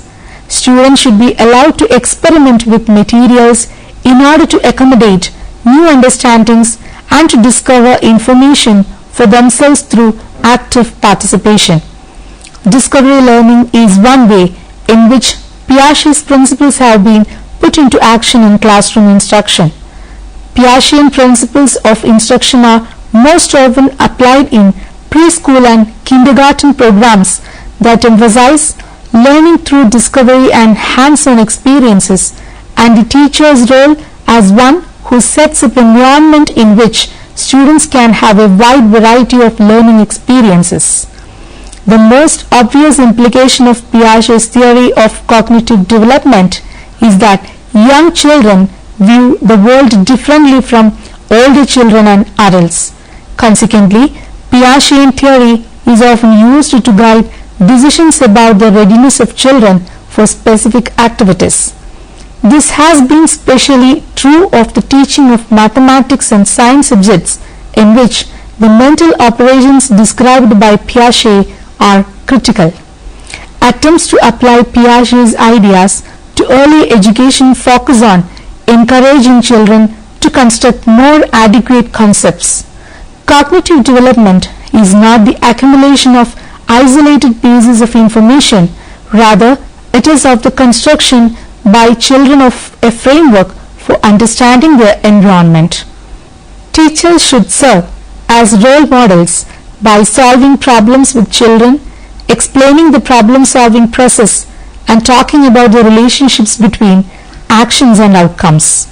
Teachers should be available as resources but should not become the authorities who enforce correct answers.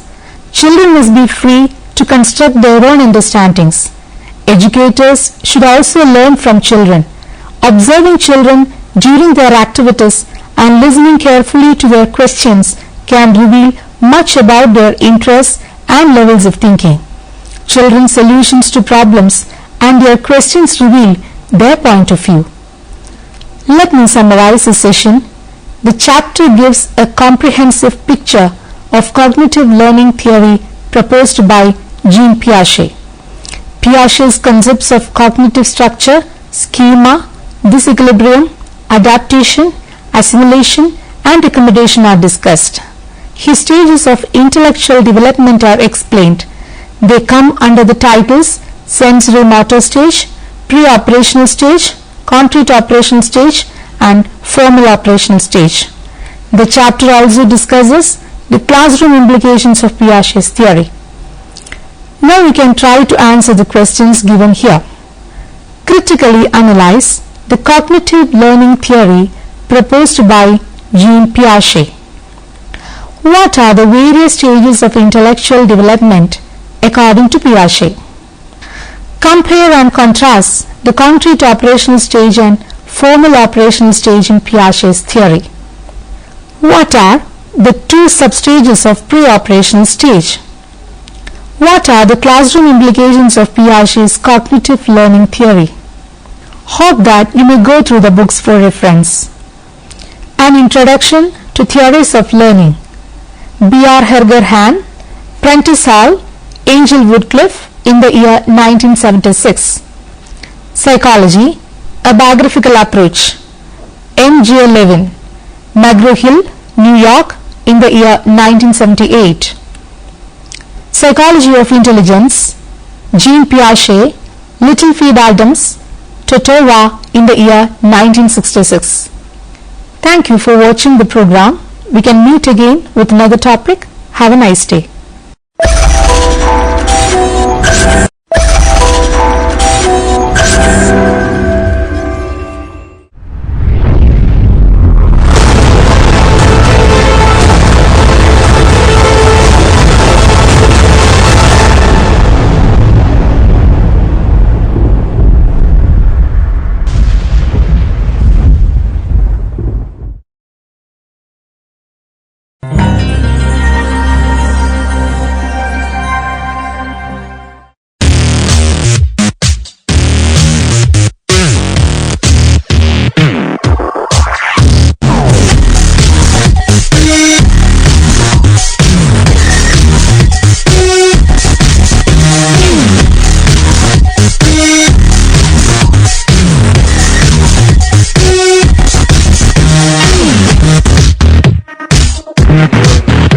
Hi. Today I'm standing in front of. Continue with that.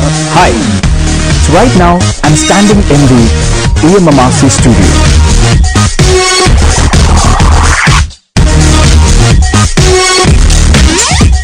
Hi. So right now I'm standing at the Emmrc studio, and I'm surrounded by different studio equipments, the lights, cameras, and even a teleprompter in front of which I'm standing. Apart from the cameraman, there are many other people who are going to help me step by step in completing this process, my technical crew. And so let's take a look at how the whole process is done. Come with me.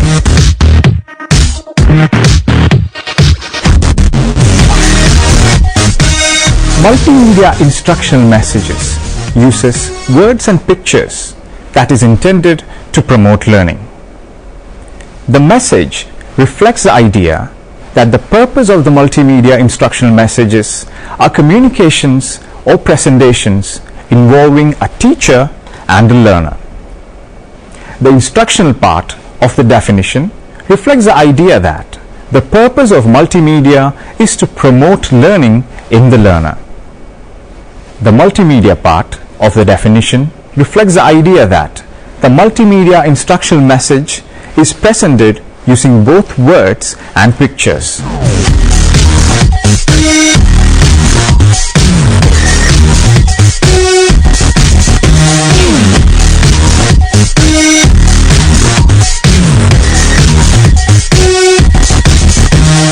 Alright, now let's take a look at the presentation on lightning storms. Lightning can be defined as the discharge of electricity resulting from the difference in electrical charges between the cloud and the ground.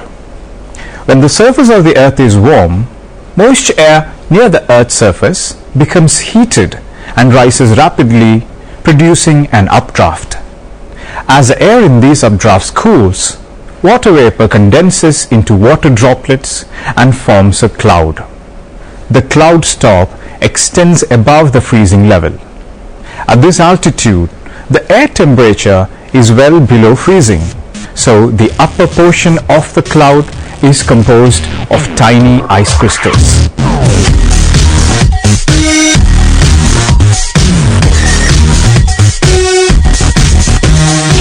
So friends, what we just witnessed is a presentation of a 500-word passage. But the problem is, a student who watches this presentation might find it really difficult to comprehend the whole idea. More than that, in the researches done on the retention factor, it was found that students who read a 500-word passage, they do not actually perform well on tests of retention and transfer, even if they are given tests immediately after they finish reading the passage. So what we understand from this is that the time-honored traditional methods of presentation does not seem to work so well.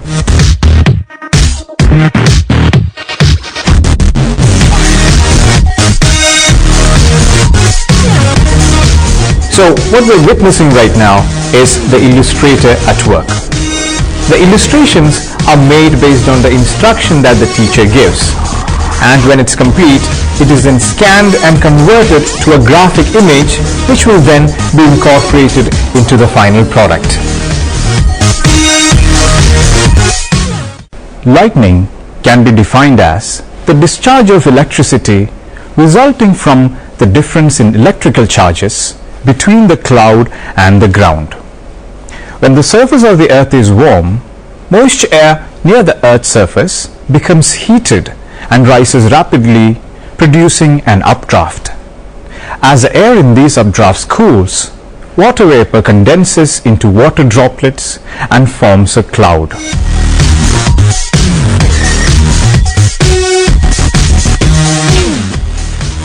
Air rises, water condenses, water crystals fall, wind is dragged downward, negative charges fall to the bottom of the cloud, the leaders meet, negative charges rush down, positive charges rush up.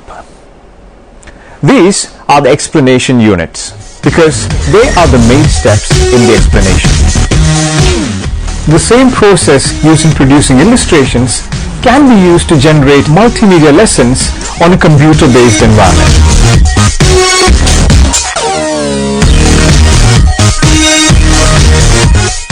Lightning can be defined as the discharge of electricity resulting from the difference in electrical charges between the cloud and the ground. When the surface of the earth is warm, moisture air near the earth's surface becomes heated and rises rapidly, producing an updraft. As the air in these updrafts cools, water vapor condenses into water droplets and forms a cloud. The cloud's top extends above the freezing level. At this altitude, the air temperature is well below freezing, so the upper portion of the cloud is composed of tiny ice crystals. Eventually, the water droplets and ice crystals in the cloud become too large to be suspended by updrafts.